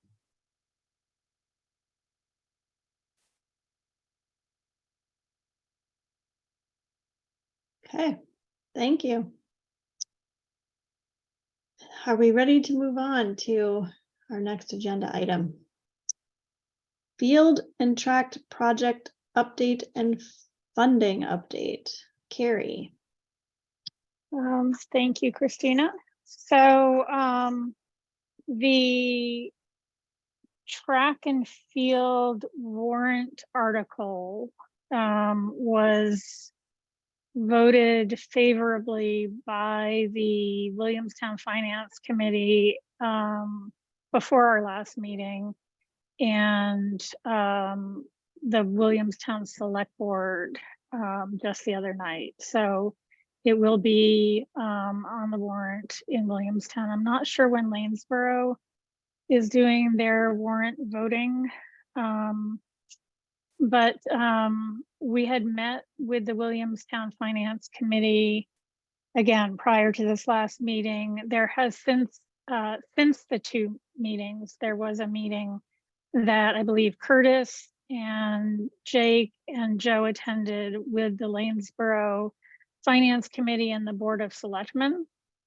And I understand there were perhaps some comments from one of each of those boards, one member of each of those boards, not necessarily in favor of this borrowing for the track and field project. But other than that, there didn't seem to be too much opposition to it. Is that a fair assessment? Curtis, do you want to add anything to that? A phrase that comes to mind in the receptiveness or lack thereof from one member of the Board of Selectmen was that it would be a for lack of a better phrase, a hard sell in light of the town's struggle to finalize and approve a plan for a new police station to replace a very, very outdated building, like drastically. And I didn't give voice to this at the time because it didn't seem appropriate, but I do have some frustration with a town lauding us coming in with a 3% increase for the town's contribution toward the budget of this district, and then at the same time turning around with an initial resistance to that borrowing ask. And I'm not entirely sure that he fully understood, and he may have, but I'm not entirely sure he fully understood that the total being asked was not being asked of Lanesboro, that it was the total ask and that it would be split between the towns, and that the Lanesboro portion would fall along the lines of the apportionment that we use for the district. And that this was the maximum possible, and that we were not only hopeful, but optimistic that the ask would be substantially lower than that. And that we would be putting in the time and effort to get it as low as possible. So one member of the Board of Selectmen who was there did say that that would be a whatever his phrasing was, of a hard sell for the town. But I don't think that when presented with the actual facts and what it breaks down to per median household over the years of the borrowing, I don't think the pushback will be as substantial as what he may have intimated it. So I think it does speak to the need to do some educating in both towns. There was a similar kind of question that came up at the select board in Williamstown around, well, if we're paying 800,000, what is Lanesboro paying? And again, this need to go back to the regional agreement, to go back to the capital apportionment part of the regional agreement. It's been long enough ago that we, had the regional agreement in front of people that it's kind of left the collective memory, and we just need to remind folks of what it is that we're trying to do here, that this is 800,000 between two towns, and only up to 800,000. So those are important points. The FAQ that we developed around the track and field will be useful. I think Julia is working on getting some of those printed, and anyone who has time to spend a couple of weeks ahead of time at the town dumps, transfer stations, post offices, talking to people and just explaining what's going on would be really helpful. Joe, is that FAQ up on the website at all? I couldn't find it when I looked for it. We might, we had some questions that we haven't yet finalized, so I do not yet. That's right. But we had a couple Yep. things we were going to still finalize. So no. Okay. Yeah, so that's right. So it's not been printed yet, but it is available in a draft form, and you guys have already looked at that. A question also came up, or it was more of a statement by one of the select board members on Monday night. If the district can ask for this borrowing, why aren't we asking for borrowing for a DEIB director? And so I have since clarified with that select board member, and I think they will clarify at their next meeting, that districts are not allowed to borrow for positions. We don't borrow for operational expenses. We are permitted to borrow for capital expenses. So that's according to the law. And it also came up at it's a great question, right? It's just not something that we're permitted to do. A similar kind of question came up at a community forum that I attended on a town meeting, and this is in Williamstown, on town meeting, and the finance committee chair of Williamstown was there, and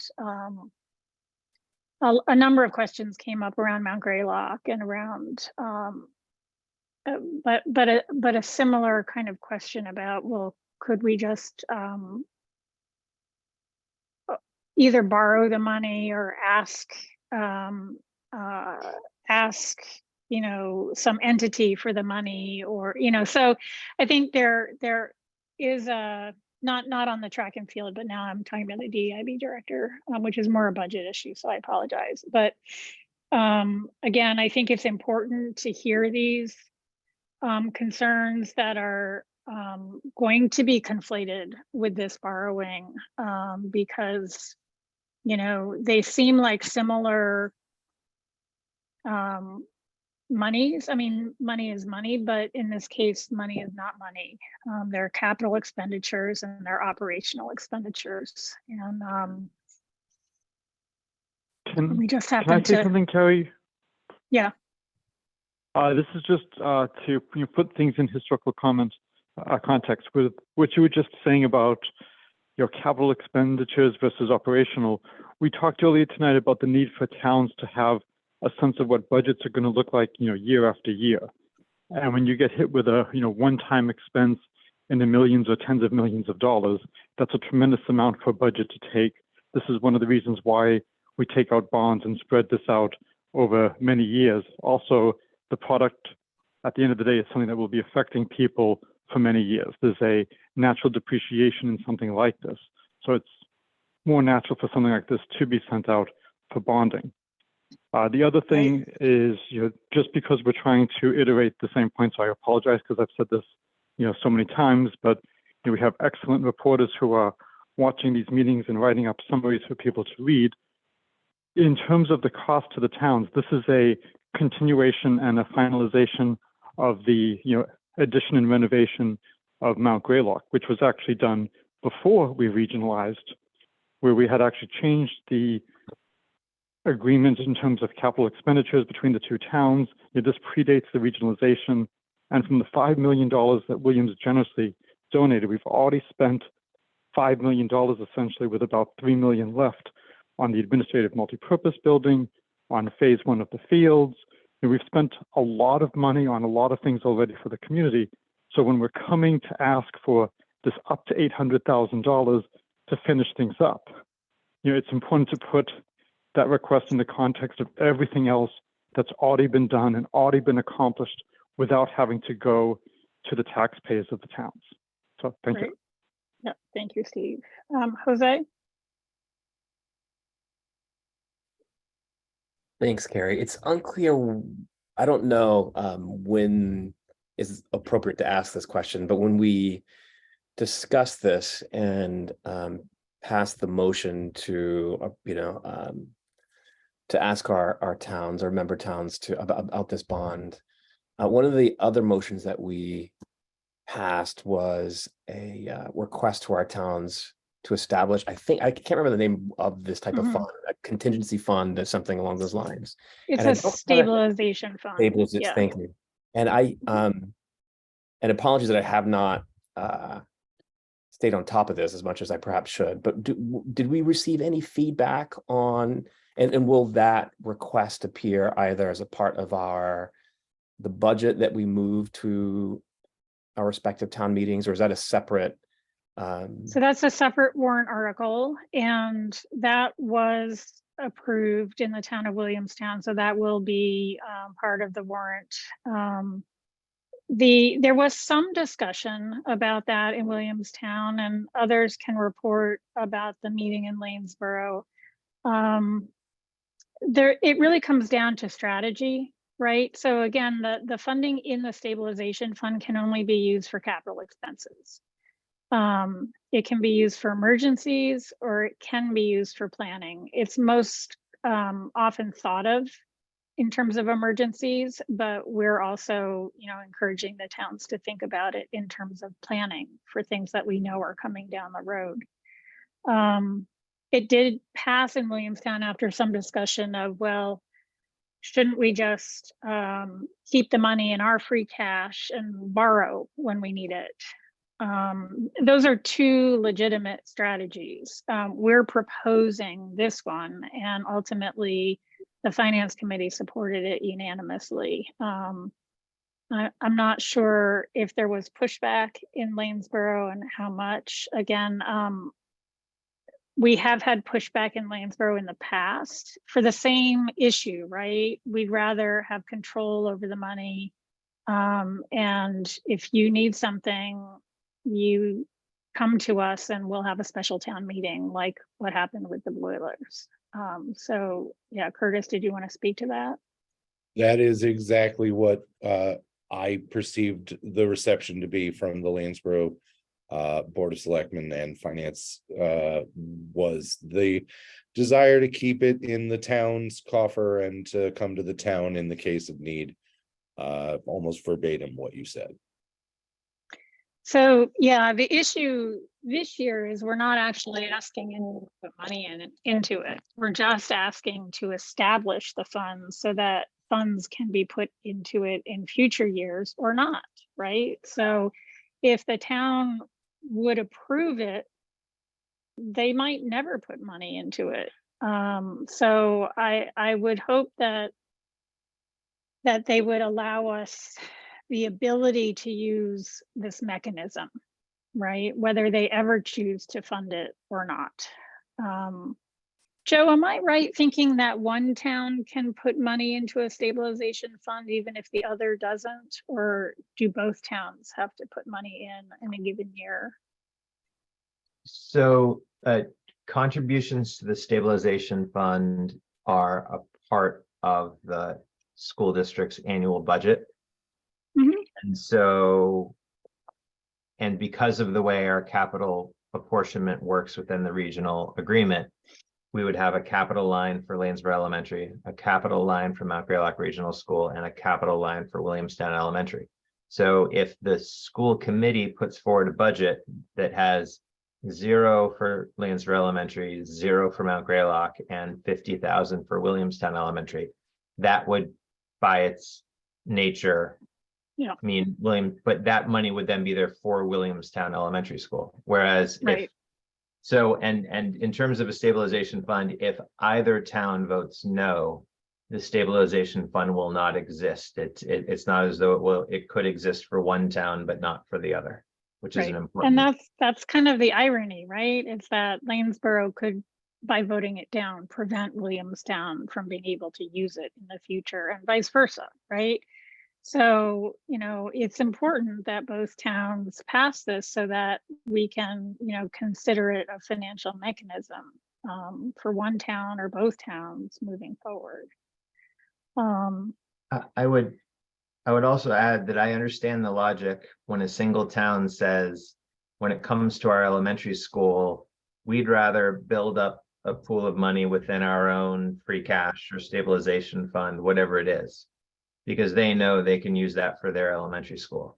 In the case of Mount Greylock Regional School, we would need to appropriate those funds in a given year according to the apportionment formula, which is right now about 69% Williamstown, 31% Lanesboro. So if we needed to replace $300,000 worth of boilers at Mount Greylock Regional School, we would, in that emergency setting that somebody had referenced, we would need to say it's $300,000, 69% of that is being called from Williamstown, 31% of it is being called from Lanesboro, or we can borrow $300,000, and then the principal and interest payments that we need to collect, 69% will come from Williamstown, 31% from Lanesboro. So in the case of the elementary schools, I get why somebody might say, well, we've got all these other pots of money that we can use. In the case of Mount Greylock Regional School, it's a little bit more of a what's going to end up happening to each of the two towns when a call comes, rather than it being a planned capital planning type effort, which I think is what stabilization funds encourage within the state of Massachusetts for regional school districts. It encourages planning for these shared buildings so that you're not potentially draining each of the two towns' individual coffers as a part of an effort to work on a school. But that's just my 2 cents on it. So I think given those clarifications, and thanks for asking the question, Jose, and the fact that we're, bringing actually 2 other items in Williamstown and 1 other in Lanesboro, which is the budget. We should be prepared to speak to these questions if they arise on the floor of town meetings.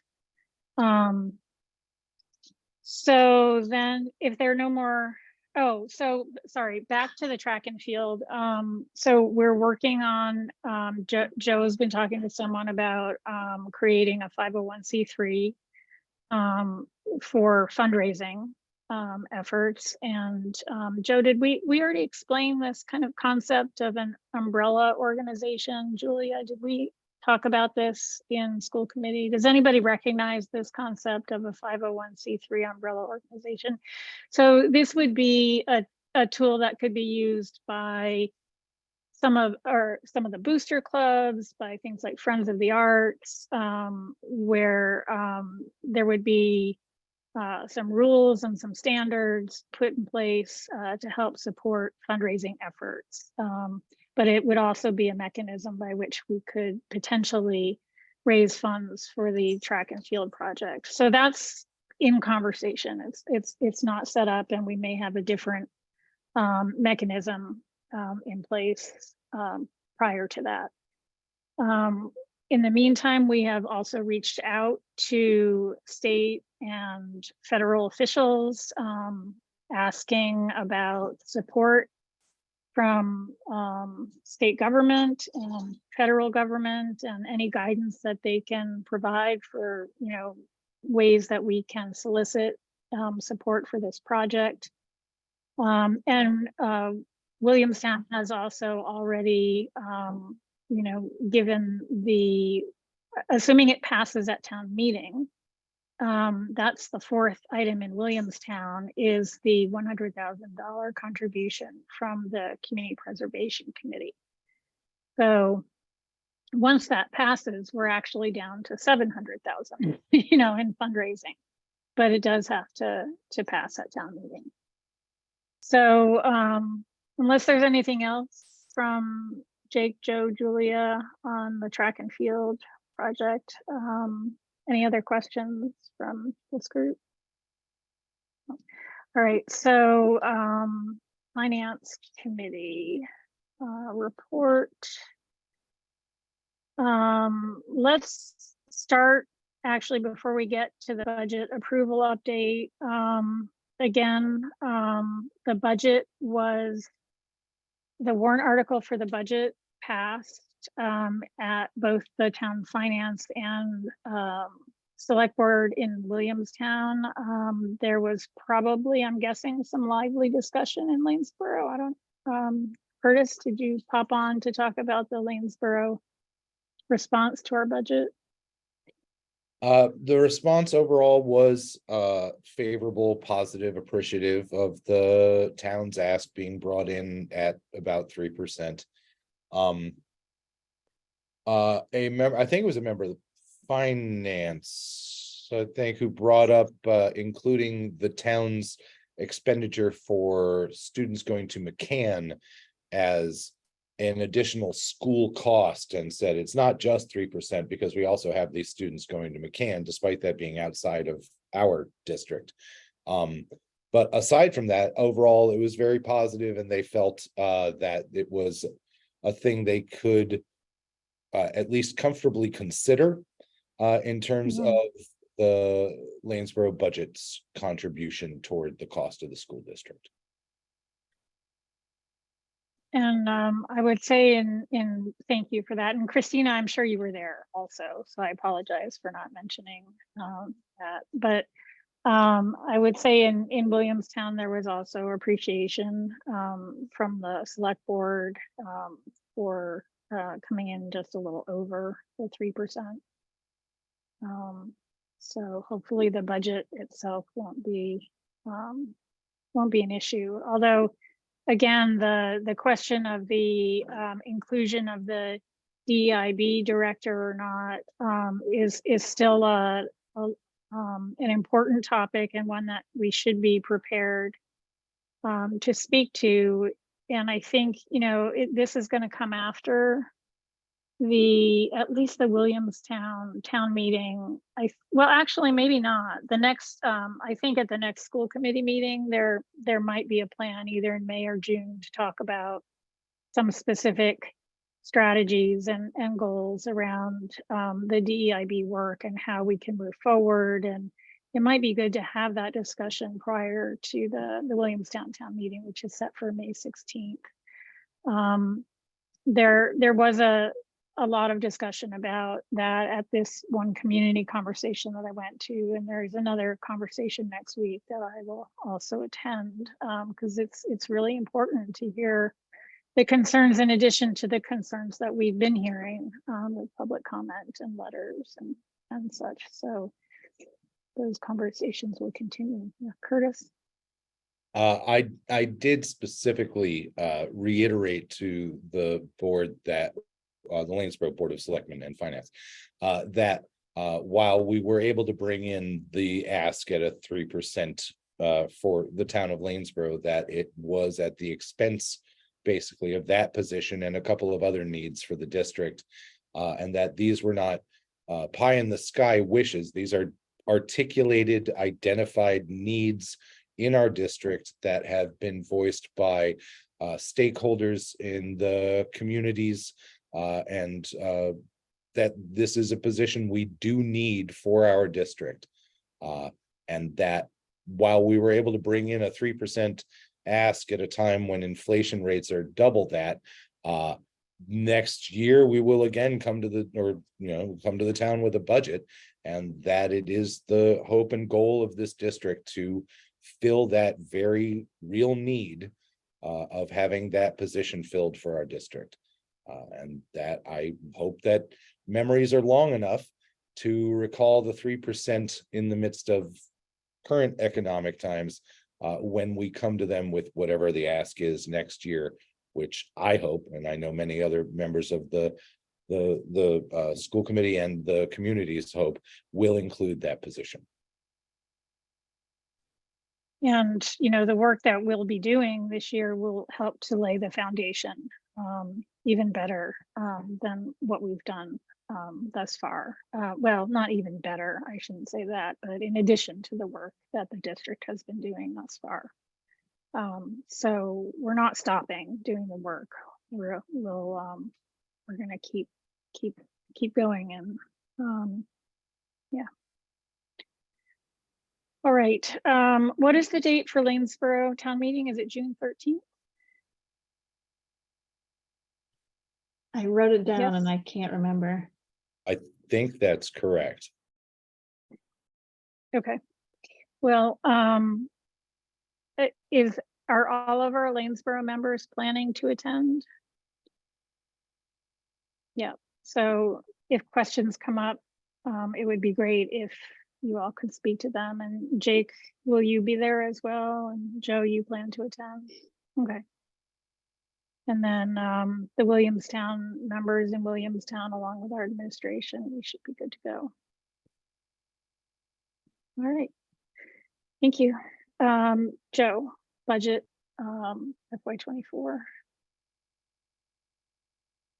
What is it? FY24 budget approval update. Yes. Yeah, I think that's what we just did, that we've presented, we've now presented it both for both towns. Both towns have been receptive and appreciative.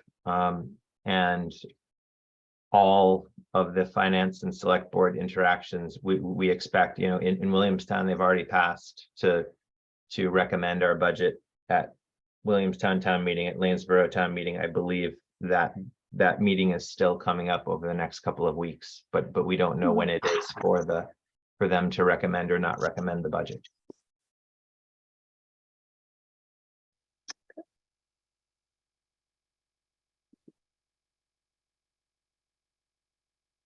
Okay, any more questions for Carrie or Joe? Thank you, Carrie. Policy and Governance Subcommittee report. Jose, we get to hear from you. Right. Everyone's favorite segment of our agenda. We've got 30 minutes scheduled for this. My hope is to get us well under the 30 minutes. We've got 2 items at the moment that we are scheduled to vote on, with potentially a third.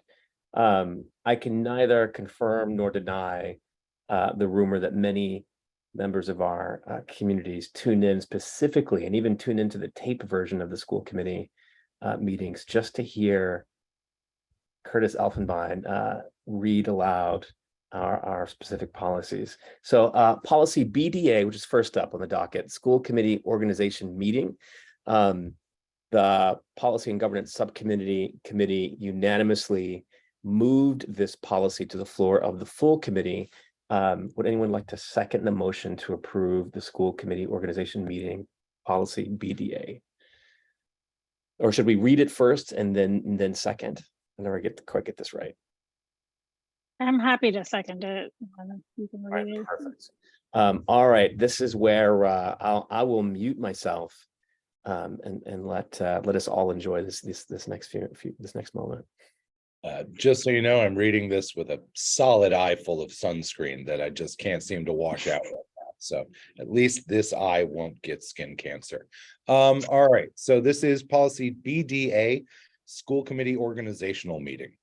For the purpose of organizing, the school committee at its regular November meeting will elect from its membership a chair, a vice chair, and a clerk, all of whom will hold their respective offices for a term of 1 year or until a successor is elected. In the event the chair and vice chair are no longer members of the school committee, the senior member, in terms of total years served, will act as the chair pro tem. A majority of the members of the school committee will constitute a quorum.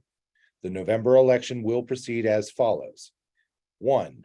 Nominations for the office of chair will first be made from the floor. The chair will then be elected by a majority roll call vote of the members present and voting. In particular, A, the chair or chair pro tem announces, quote, "The chair will call the roll and each member will announce the name of the candidate of their choice. At the end of the ballot, I will ask if any member wishes to change their vote. I will then declare the ballot closed and announce the vote." B, the chair proceeds to call the roll. C, the chair announces the number of votes each candidate has received and asks if any member wishes to change their vote. D, the chair declares the ballot closed and announces the vote. If a candidate has received the required majority, the chair declares the person elected. E, the chair should then call for a motion as follows, quote, "Moved that blank be appointed chair of the school committee through to November of the following year," unquote. F, if no candidate gets a majority, the vote must be repeated until one candidate gets a majority. 2, upon election, the new chair will preside, calling for the election of a vice chair and clerk in order. Procedure used for their election will be the same as that for electing the chair. Any vacancy among the officers occurring between organizational meetings will be filled by a member elected by the school committee. The election will be conducted as described above. Following election of officers at its organizational meeting, the school committee may proceed into such regular or special business as scheduled on the agenda. Thank you, Curtis. Comments or questions? Christina? I am trying to remember the reason why we're calling it clerk instead of secretary in this policy, when in other policies we call it secretary. And I know there was some I'm guessing it's because we have a district secretary, which is the superintendent. And clerk is right. a different term. But the district secretary is different than the committee secretary. So was the clerk adopted because we wanted to avoid that confusion?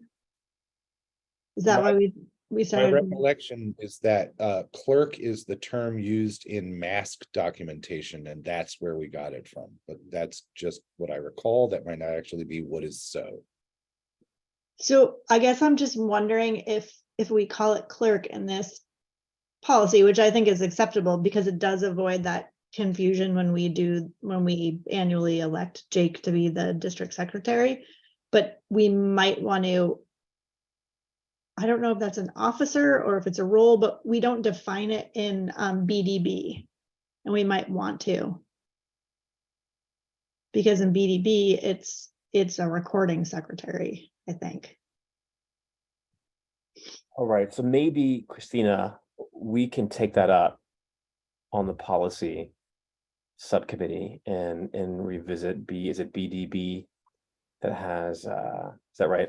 Yeah. We can add it to our docket. Does that sound okay, Julia and Curtis, something we could look at and clear up that discrepancy? Yeah, I just think I think it makes sense to use that terminology. I just think we need to make sure we're using it everywhere and defining it. Okay, and you're okay with the use of clerk here in this? Okay, thanks. Stephen, I think I heard your voice. Yes, I have a bunch of mathematical nitpicky items. So I'll just start going in bullet order. So the first is you talk about in the event that the chair and the vice chair are no longer members, the senior member will serve as chair pro tem. But you haven't explicitly said who's serving as chair pro tem otherwise. Do you mean that the chair or the vice chair, one of them will, so first the chair would, then the vice chair would, which is different than the superintendent who does it right now?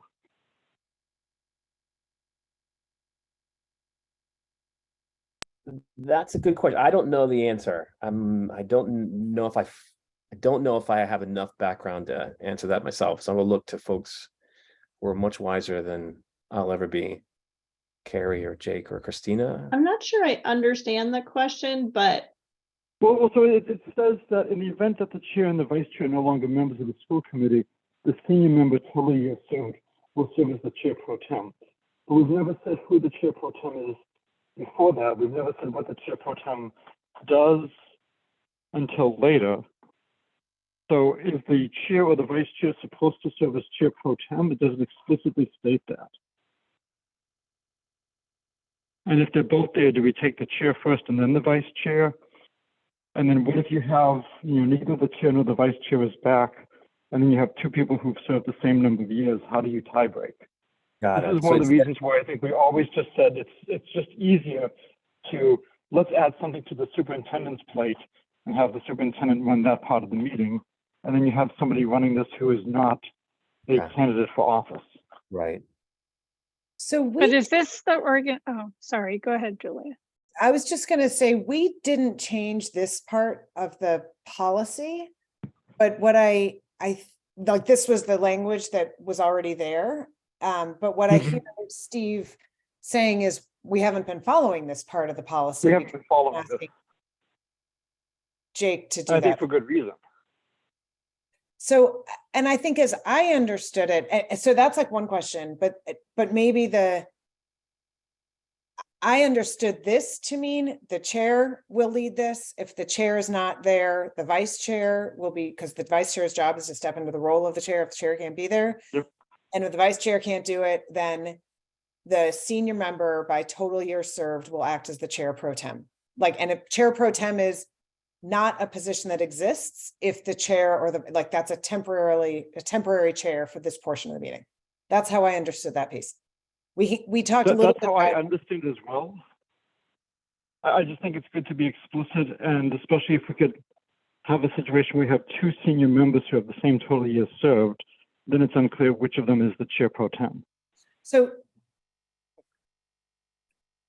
are you asking, are those two different issues?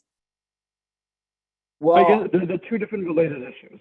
yeah, I'm wondering, so looking at maybe your suggestion, Stephen, as a solution to this would be in the event that the current chair and current vice chair are not able to preside or no longer sitting on the committee, that the superintendent then function or perform the duties of the chair pro tem, and we avoid is that like, did I get that right in terms of A little bit stronger. I mean, what we've been doing, which doesn't seem to be following the policy, is even when the chair and the vice chair are still serving, we've had the chair turn the meeting over to the superintendent, who then runs the meeting until we elect a chair, who then turns it back over to the chair at that point. And then that way you don't have the meeting being run by someone who's potentially a candidate. So I think implied there, just to make sure I fully understand, Stephen, that there you see that there may be maybe that there is a potential issue with the chair presiding over the election of a new chair, particularly if the current chair gets nominated. Is that correct? Is that there's awkwardness in the process that you want? There's the potential for awkwardness. Okay. I can say personally, I don't have a problem editing what we have before us to read that the superintendent can function as the chair pro tem, but I'd love to hear from our colleagues about their thoughts.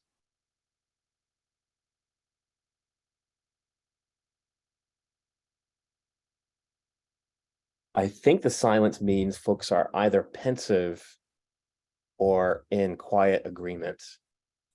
So if I was instead of saying can, I would use stronger language.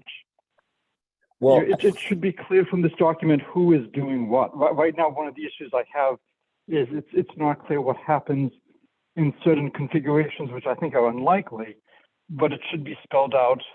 Okay. So Jake, who runs the meeting? Jake, do you have, I don't know if you're able to share the Google Doc version of this so that we could edit it before us, or potentially edit it. But yeah, Julia, well, if Jake can bring that up. I was just going to say, I don't mind the edit that Steve is suggesting if it's fine with the committee and it's fine with Jake, but I guess I would be inclined to bring this back to committee rather than spend our time potentially not being consistent throughout the document if we change it. Well, okay, that's a good point. And I saw Carrie nod. Does anyone else, because what we could do, what are the options here? We could, what is it? There's a retract the motion. Is that right? That's the right verb to use. That could happen here. And then we revisit this.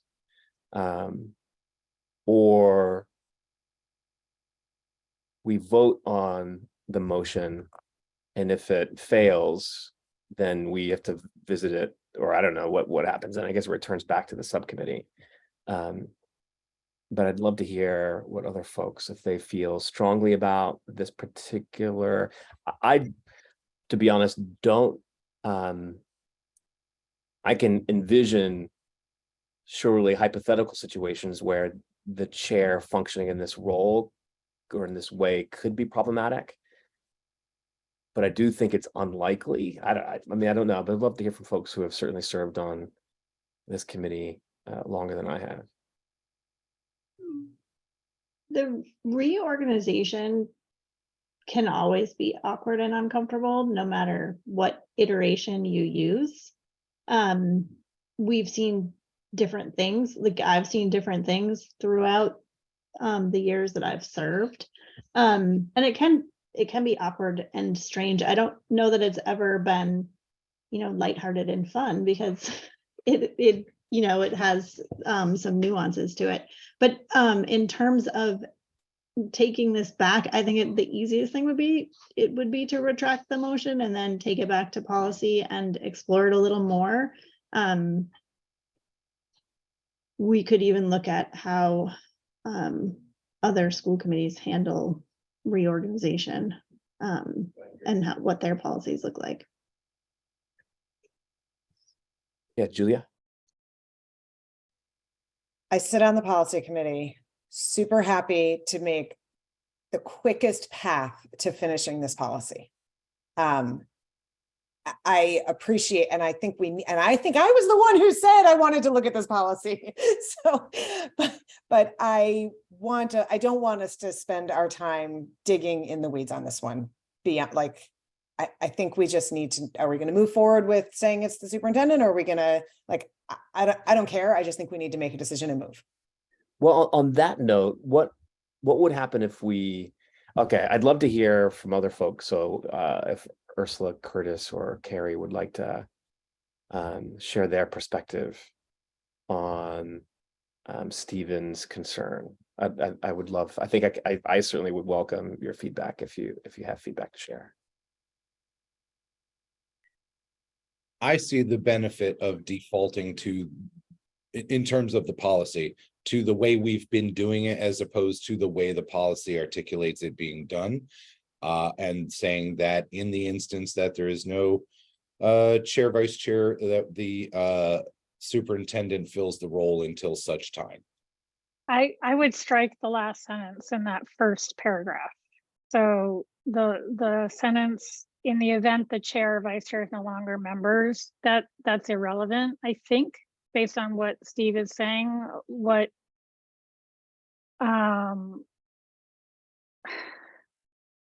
See, the thing is, what we've been doing lately is having the chair open the meeting and read whatever the mission statement and any other business, and then the superintendent has taken over the election of the chair.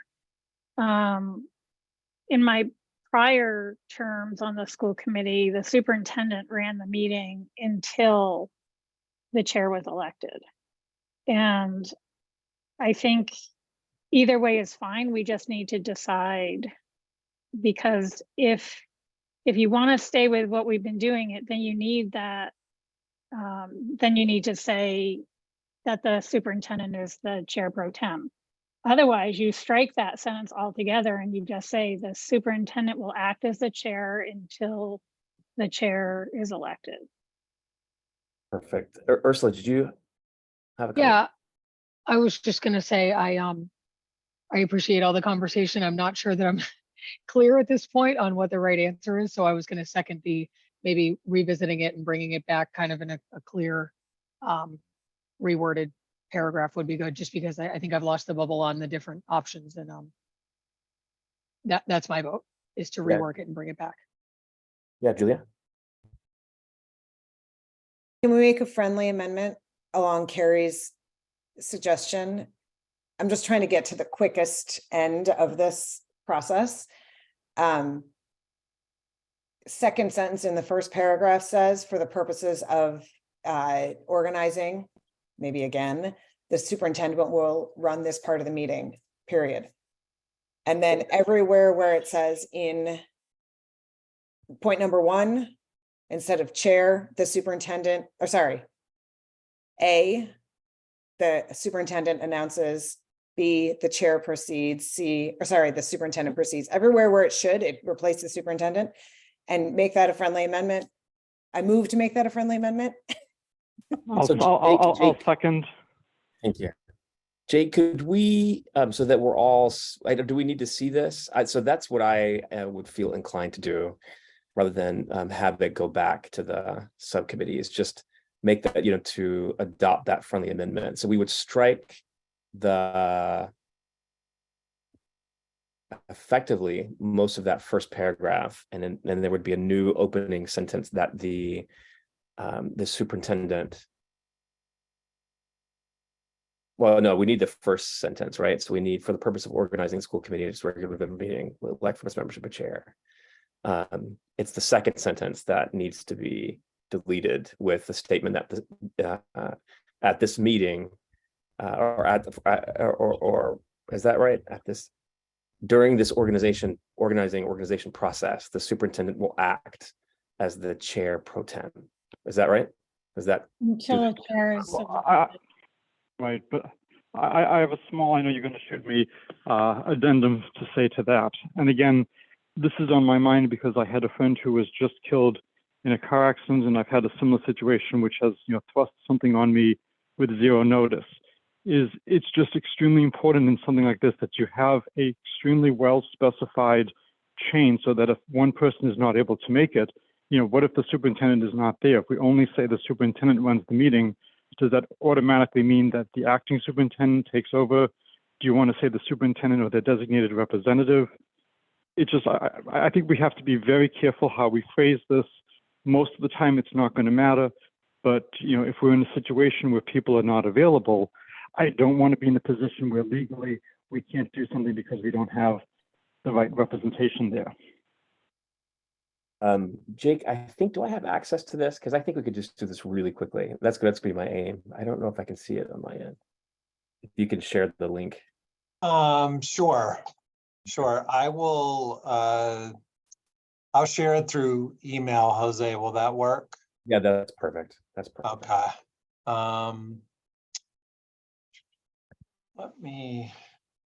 Sorry.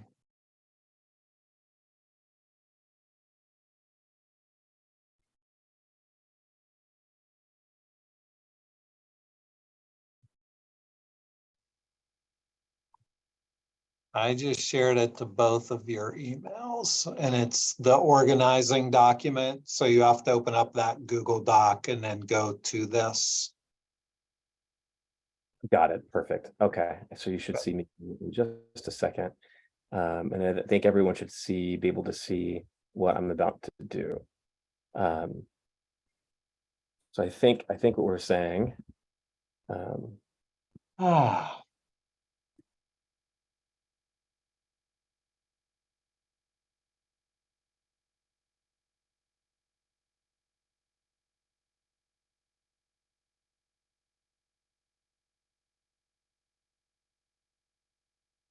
I think that's right.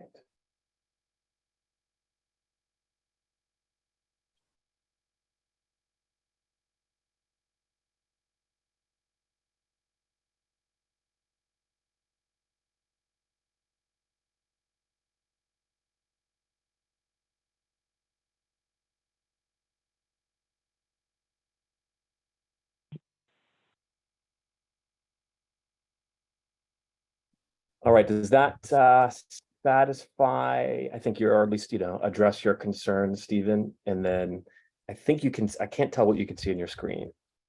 Apologies, let me go to Zoom. No, we're no longer sharing. Okay, no one can see. I thought you could see the edit. Jose, you can share if you'd like to. Okay, perfect. Perfect. Okay. All right, here is what, this is how it reads now.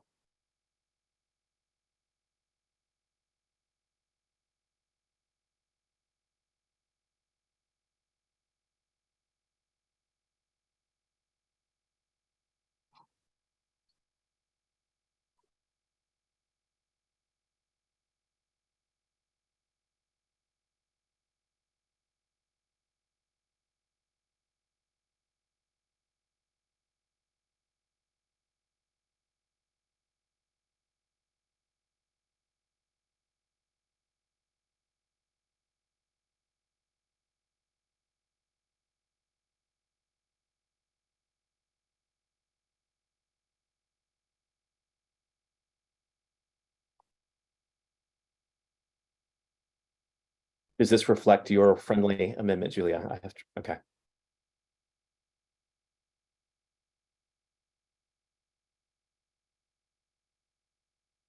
And Stephen, I don't know if I can't see, I think it's you now. I don't know if does this address your concerns in a way that is suitable to you? I don't know if you can hear me. Can we scroll back up to the top pair? Yeah, thanks. I just didn't get a chance to read it.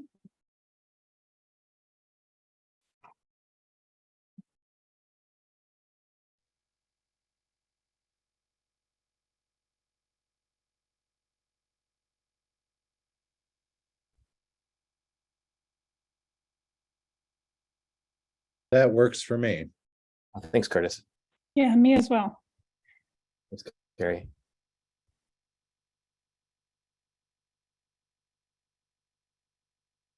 Stephen, do you still need me to share my screen? I don't know if you're still there. Yes, looking at that now.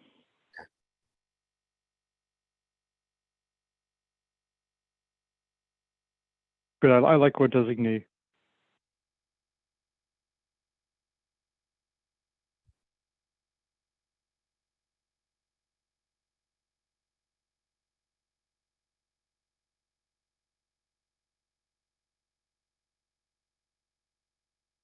So are we agreed? And then Go ahead, Stephen.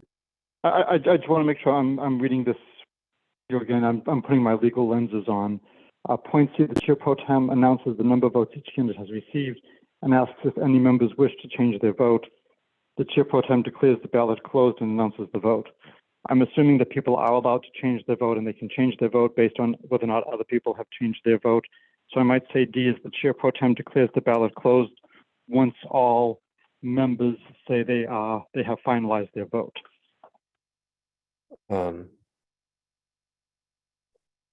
So Okay. perhaps starting that with the phrase once all committee members have Yes. finalized their vote.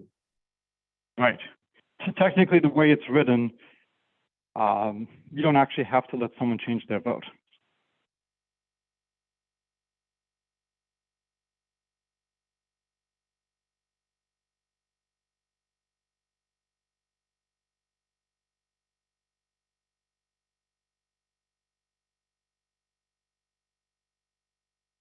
And I promise that's the last math comment I will make on this motion. I believe you believe it. No, but this, Stephen, thank you very much for this. I think it certainly gives us a very functional policy that hopefully will work. So I've Julia proposed a friendly amendment that was seconded by Stephen. Do we need a roll call vote to approve or pass the friendly amendment? Or can we proceed to voting on the motion that was seconded, the original motion? Who was the other person who seconded the original motion? Or was it just came to the table because it came from the subcommittee? It came from the subcommittee, was seconded by Carrie. So I think if the whole subcommittee says that they accept it as a friendly amendment, we should be okay. Okay, okay, perfect. So Julia moved it. Curtis, are you happy with the friendly amendment? I am. I am as well. Any other discussion around this policy? Okay, hearing none, seeing none, we'll have a roll call vote in alphabetical order. Oh, and I. Conry, aye. Constantine, aye. Elfenbein, aye. Green eye. Malloy, aye. Miller, aye. All right, the motion passes to accept policy BDA school committee organizational meeting.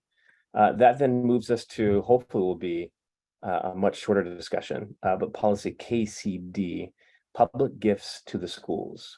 Again, I will ask my dear friend Curtis if he would mind gracing us with his voice. Well, we should probably to parallel what's happened already. The Policy and Governance Subcommittee unanimously moved this to the floor of the full committee. Would anyone like to second this motion? If I can second it, I will. Can I second it if I'm on the committee? Think so. Yeah. Oh, Carrie said. Well, Carrie second. I saw Carrie's hand. So Carrie seconds this. Now we'll hear from. Yeah. From our Also copy and paste friendly, and we like that. All right. This is policy KCD, public gifts to the schools. The superintendent will have authority to accept gifts and offers of equipment for the schools in the name of the committee. In the case of gifts from industry, business, or special interest groups, no extensive advertising or promotion may be involved in any donation to the schools without the express approval of the school committee. Gifts that would involve changes in school plants or sites will be subject to school committee approval. Gifts will automatically become the property of the school system. Any gift of cash, whether or not intended by the donor for a specific purpose, will be accepted by vote of the school committee, handled as a separate account and expended at the discretion of the committee as provided by law. The committee directs the superintendent to assure that an appropriate expression of thanks is given to all donors. Thank you, Curtis. Any comments or questions? Carrie? I just have a question about any gift of cash. You know, should we have a dollar amount there? Like any gift of cash above something? Because otherwise someone hands Jake a $20 bill and says, this is to buy a soccer, you know, half a soccer ball, a third of a soccer ball. You know, does that have to be approved by the school committee? Yeah, that's a good question that I don't know the answer to. This is that particular wording was a part of the previous version of this policy. But Jake, I don't know if you want to speak to this or if you see the need to alter the language there. Let me just add that, you know, given that we're about to enter into a fundraising effort, that won't go directly to the school. I take it back. What am I thinking of here? Yeah, go ahead, Jake.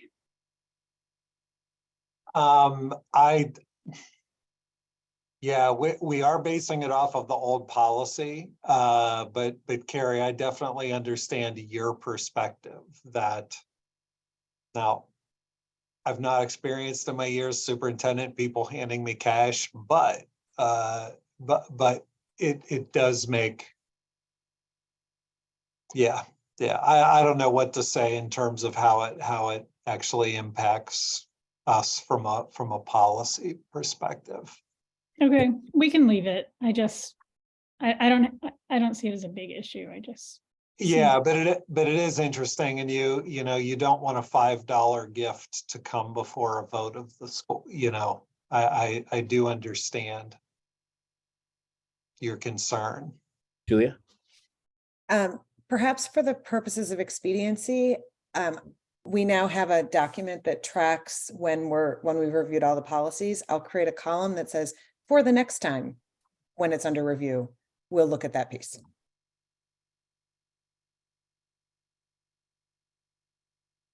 Thank you, Julia. Any other comments or questions regarding this policy? All right, Hearing none, seeing none, well, roll call vote. Owen, I. Conry, I. Constantine, I. Elfenbein eye. Green eye. Malloy, aye. Miller, I. Right, the motion passes to adopt policy KCD, public gifts to the schools. We have in our agenda a first read scheduled for policy BEA, remote participation. The policy and governance subcommittee have decided not to move this forward for a first read, given recent the recent extension to remote meeting participation. That may change at some point in the near future. I think we have a roughly 2-year extension to our current policy. Is that right, Jake? Might be 2 years plus or minus a week or two. It's a year and some change. Is it March of 25? Yes, So March we're- yeah. 31st, 2025. Yeah, so just under 2 years. All right. All right, so we have no first read, and thus there will be no discussion of this policy BEA. This then leads us to policy DK, which has been forwarded, I guess, to us, through us, by the Finance Committee. And this is the policy on the regional school district payment procedures. It's listed as an action item, which is typically when we would have a second read. As per policy BGB, policies typically require a 3-step process, one being listed as a information item on a school committee agenda. Then at a subsequent school committee meeting, the policy and governance subcommittee could move that forward as a discussion item, effectively a first read of that policy, receiving feedback from the full committee and from community members. Then the policy and governance subcommittee could choose to move that policy as an action item, which would be a second read during a full school committee meeting. In policy BGB, there is a stipulation that the school committee, that meaning us right now, may dispense with the above sequence to meet emergency conditions. That is something that the policy and governance subcommittee cannot decide on its own. And that is something for us to decide here, whether the policy revision or policy edits that are being proposed by the Finance Committee warrants the definition or meets that definition of an emergency condition. But if it's okay, Carrie, I could pass that on to you to describe the particular amendments that you would like to see passed. Yeah, I wouldn't characterize it as an emergency. So if it has to be an emergency, I thought that we had a provision where we could waive the first read or waive the first and second, that it was the committee's prerogative. But if you're saying it has to be an emergency, then it's up for us to Can I speak up? But it is, I'm sorry, Stephen. At the moment in the policy that we have before us, it does read, and I can share my screen so that we can all see what the policy BGB says. I'll share my screen really quickly. While you're doing that, can I make a quick comment? Yes, but I'm sorry, just do that really quick. Sorry, just to highlight where that language sits within the policy. The school committee may dispense with the above sequence to meet emergency conditions. Yes, Stephen. So as a rule of thumb, I am very hesitant to waive first readings and to rush things. I think we might have been talking about this under the fear that we may no longer be able to do remote meetings come the end of the month. And that's why we might have needed to have something set in place to just make sure we can keep approving the bills that go out. Given that there's been the extensions, there's clearly no emergency. I can't tell if I'm on mute. Apologies. I'm not on mute. Carrie, we're looking to you if we can, yeah. We're happy to have the full committee weigh in. Okay, so we did already discuss this as a committee, this concept that the Finance Committee has, that our policy has not been in line with the procedure that we have been using since COVID, I think, and that our practice and policy should be better aligned. And this policy is an attempt to do that. And speaking to what Steve had just said, when we were looking at the remote provision ending, we were thinking about the fact that we really can't meet every 2 weeks if we're meeting in person. We need another mechanism to make sure that the warrants are paid and payroll is processed. That said, I think we're still looking to move the finance committee to a monthly meeting schedule, at least during the height of the budget season. So it would be nice to be able to activate that new finance committee meeting schedule. So I think what we have before us, we can either, I think this probably, given that it's in the agenda, could, if we choose to move this route, serve the function of it being listed as an information item. So we could imagine that this, having it in the agenda, satisfies that part of the process. Then that would give the policy and governance subcommittee a chance to at least review the recommendations that have been proposed by the finance committee, offer that up as a first read at our next school committee meeting, followed by a vote. Would that be okay? It's slow. Yeah, no, I thought that it had gone to the policy subcommittee, so that's my mistake. I thought it had. We just met yesterday, so we hadn't had a chance to. Yeah, sorry, Julia. I was going to say I think it came to us a number of months ago, I thought, and we said, not ours. That needs to go to finance. At least I know we did that with one policy. It must be this, but I don't think it came to the full school committee as an informational item. That would be my recollection. Sorry, Joe. Sorry, Joe. Just want to make sure I have to give Carrie a chance to. If this serves that function at the moment of being an information item, would you in the finance subcommittee be okay with that process unfolding then as it's laid out in policy BGB? Or would you prefer the full committee now to consider this as an emergency condition by which the full committee then can vote or choose to dispense with the first two elements of this process?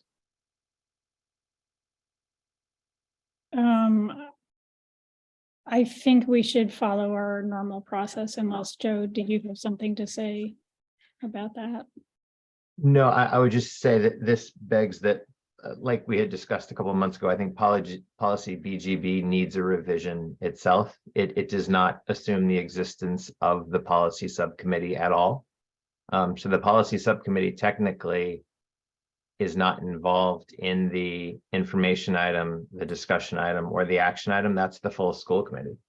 So the full school committee should have an information item, then the full school committee should have an discussion item, and the full school. So I would suggest that maybe we bring that policy up as well. But I think in terms of timing, it's just as long as the finance subcommittee is okay with continuing its meetings every 2 weeks for the next few months. Revising this policy can take that amount of time. It's not an emergency, I don't think, at all. Okay, so Yeah. we'll this will be a part of our schedule then in terms of how we will plan to operate as a policy and governance subcommittee. So Joe, I want to make sure I heard your critique. So we as a policy and governance, we as a subcommittee have looked at this policy BGB, have had conversations about this policy, have received feedback from Jake about this policy, and we saw no issues with it. I mean, clearly, there's some argument perhaps about this wouldn't it be great if we could speed this up somehow? But we all agree that the process provides an opportunity for deliberation, both by the subcommittee and by the full committee. And I think as it's read, it's the school committee that is participating in every step of this as the policy is laid out. You know, it's the information item that gets provided to the school committee. It's the discussion item that gets provided to the school committee. And then as an action item that gets voted on by the school committee. Did I understand your critique or your criticism of the policy correctly? Yes, 100%. The current policy is really that the school committee will do its informational item work. The school committee will do the discussion item work, and the school committee will do the action item. It does not presume that anything ever actually goes to the policy subcommittee, which I think that's not the way it works right now. And I would suggest that maybe we should make sure the policy subcommittee is actually codified as a part of the process for it to get to the information, then the discussion, then the action item stages. That's all. Okay, and this maybe Can I? speaks to, sorry, Stephen, just maybe speaks No to problem. a greater need to define the roles, or I think needs to be defined as it's written in our policy annually, the roles and responsibilities of each of the subcommittees. That has to be an annual review and statement of roles and responsibilities. So, but thank you. We will certainly take that feedback. Yeah, Julia, and then Stephen, sorry. I was just going to name that note will go into the same file that I've already noted. The policy BGB actually had a first read at our March school committee meeting. So I'm not sure it's going to be I would advocate it's not our first one that we're going to work on, but it's in the file of future changes. Stephen? So just to put things in context, I think I'm the longest consecutive serving. I think Carrie can confirm some of these stories. I remember we used to sign the warrants by passing them at school committee meetings and signing them in person. Then we moved to school committee members would go to whichever school was physically more convenient to them, and administrators would shuttle things back and forth. One of the reasons we do a lot of things we do is we are very aware of how busy our administrators are, how many tasks they have, and what can we do to help them use their time effectively. We're talking about policy meetings. We used to have 3 copies of the same policy meeting that the administration had to go to for each school building.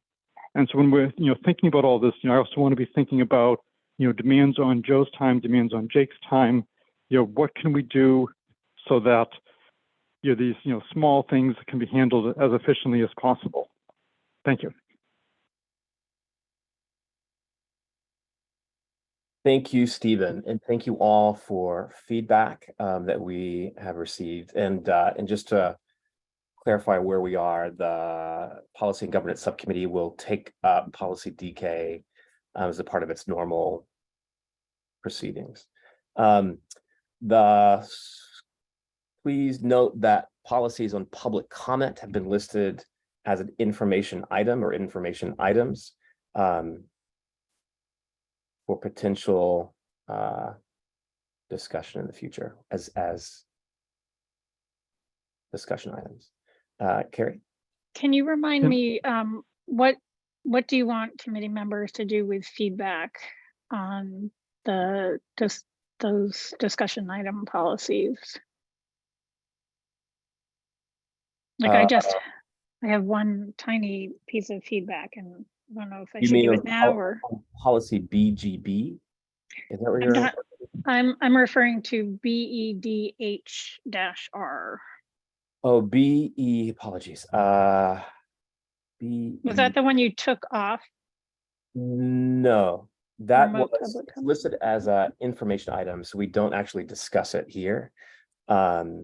We will be potentially bringing it back to the full committee for feedback as a part of our first read process. So at the moment, we're not accepting, or we are not in a position, I should say, to accept feedback on this policy yet. Yeah. All right, that I think, Christina, I think I failed miserably. Apologies. New policy, Jose. Never declare that you are going to use less time than is posted on the agenda. I can say statistically speaking, that has not worked out about 92% of the time. Yes. Yes. Anyway, back to you, Christina. Thank you. Thank you all. Thank you, Jose. Thank you, everyone. Okay, MASC division updates. Carrie. Thanks, Christina. So the MASC has a new website, and I encourage you all to visit it.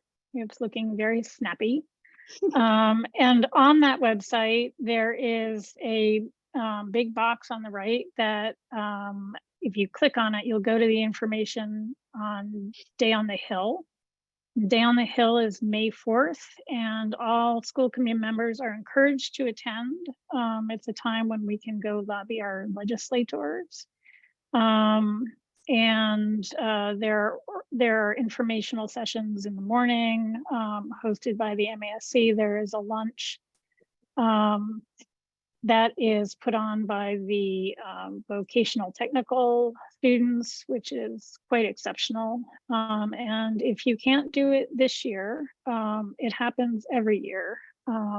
This may be the first year it's back in person after COVID, but it's something worth going to. I went once in my very early days before we got accepted into the building project, and there were a group of us that went, and we weren't all school committee members, but I was in my early days on the school committee, and we visited Adam Hines and Gail Ann Caridi, and it was quite memorable. So anyway, the only other thing that I would like to just bring up here is that each division has to nominate someone to serve on the nominating committee for officers of the division. And Julia, I noticed you served on the a different nominating committee. I think it was for division officers. This is officers of the board. Would you be interested in serving in that capacity, or is there anyone else who would be interested in serving in that capacity? I think you meet once. I think I did this last year for Bill Cameron. I think it's one meeting. You might have to go to it. You might be able to Zoom into it. You read through the resumes of the folks who are wanting, the positions are past president, vice president, treasurer, and secretary. So usually the president becomes the past president and the vice president becomes the president. But then there are these other positions. It's essentially a line of succession. So if anyone's interested, let me know. Otherwise, I will reach out to other districts. That's it. Thank you, Carrie. Okay, upcoming meetings, finance, April 20th and May 4th at 4 p.m.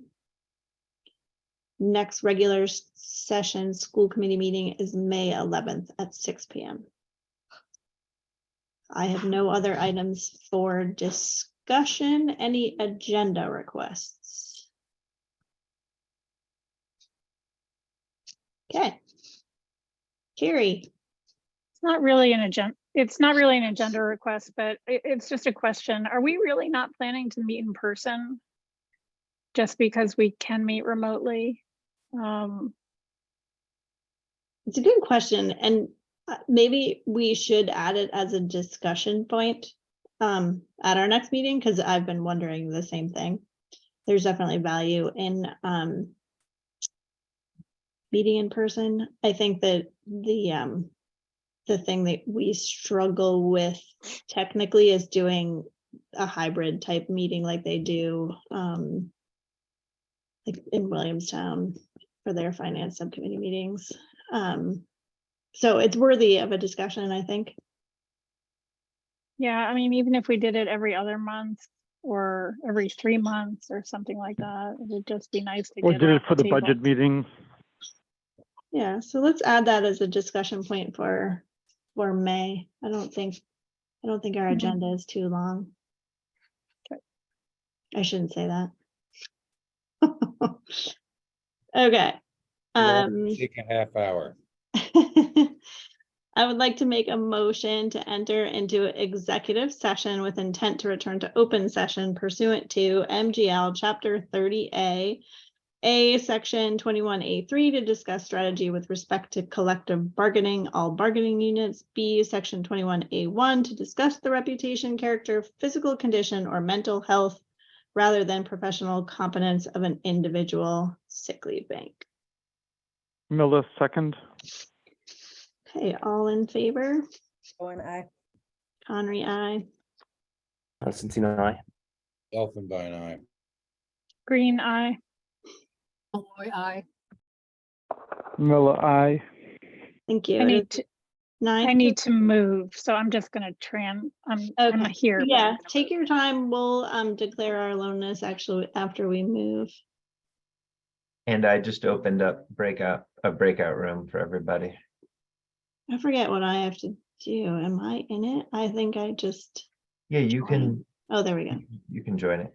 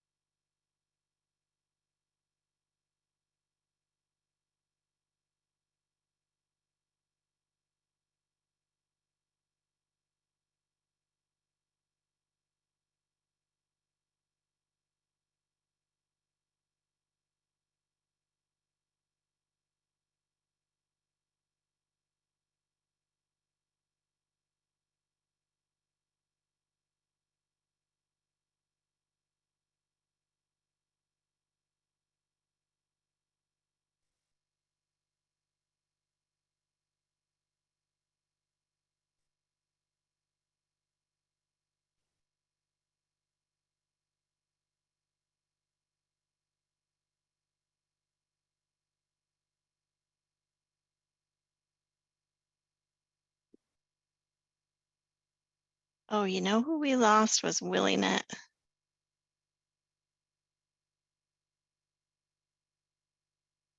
That There we was go. a choice as opposed to it being an accident, because Stephen is here. Okay. All right, well, we are back in open session. It is 9:23 p.m. On our agenda, we have the sick leave bank request. And I would like to make a motion to approve up to 40 days from the sick leave bank as requested. I'll second. Any discussion? I think Ursula's been trying to second something or move for a while. It's okay.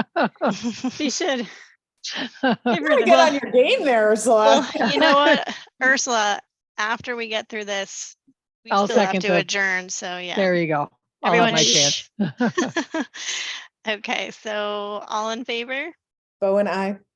Conry, aye. Constantine, I. Elfenbein eye. green eye. Malloy, aye. Miller, I. Thank you. That motion passes.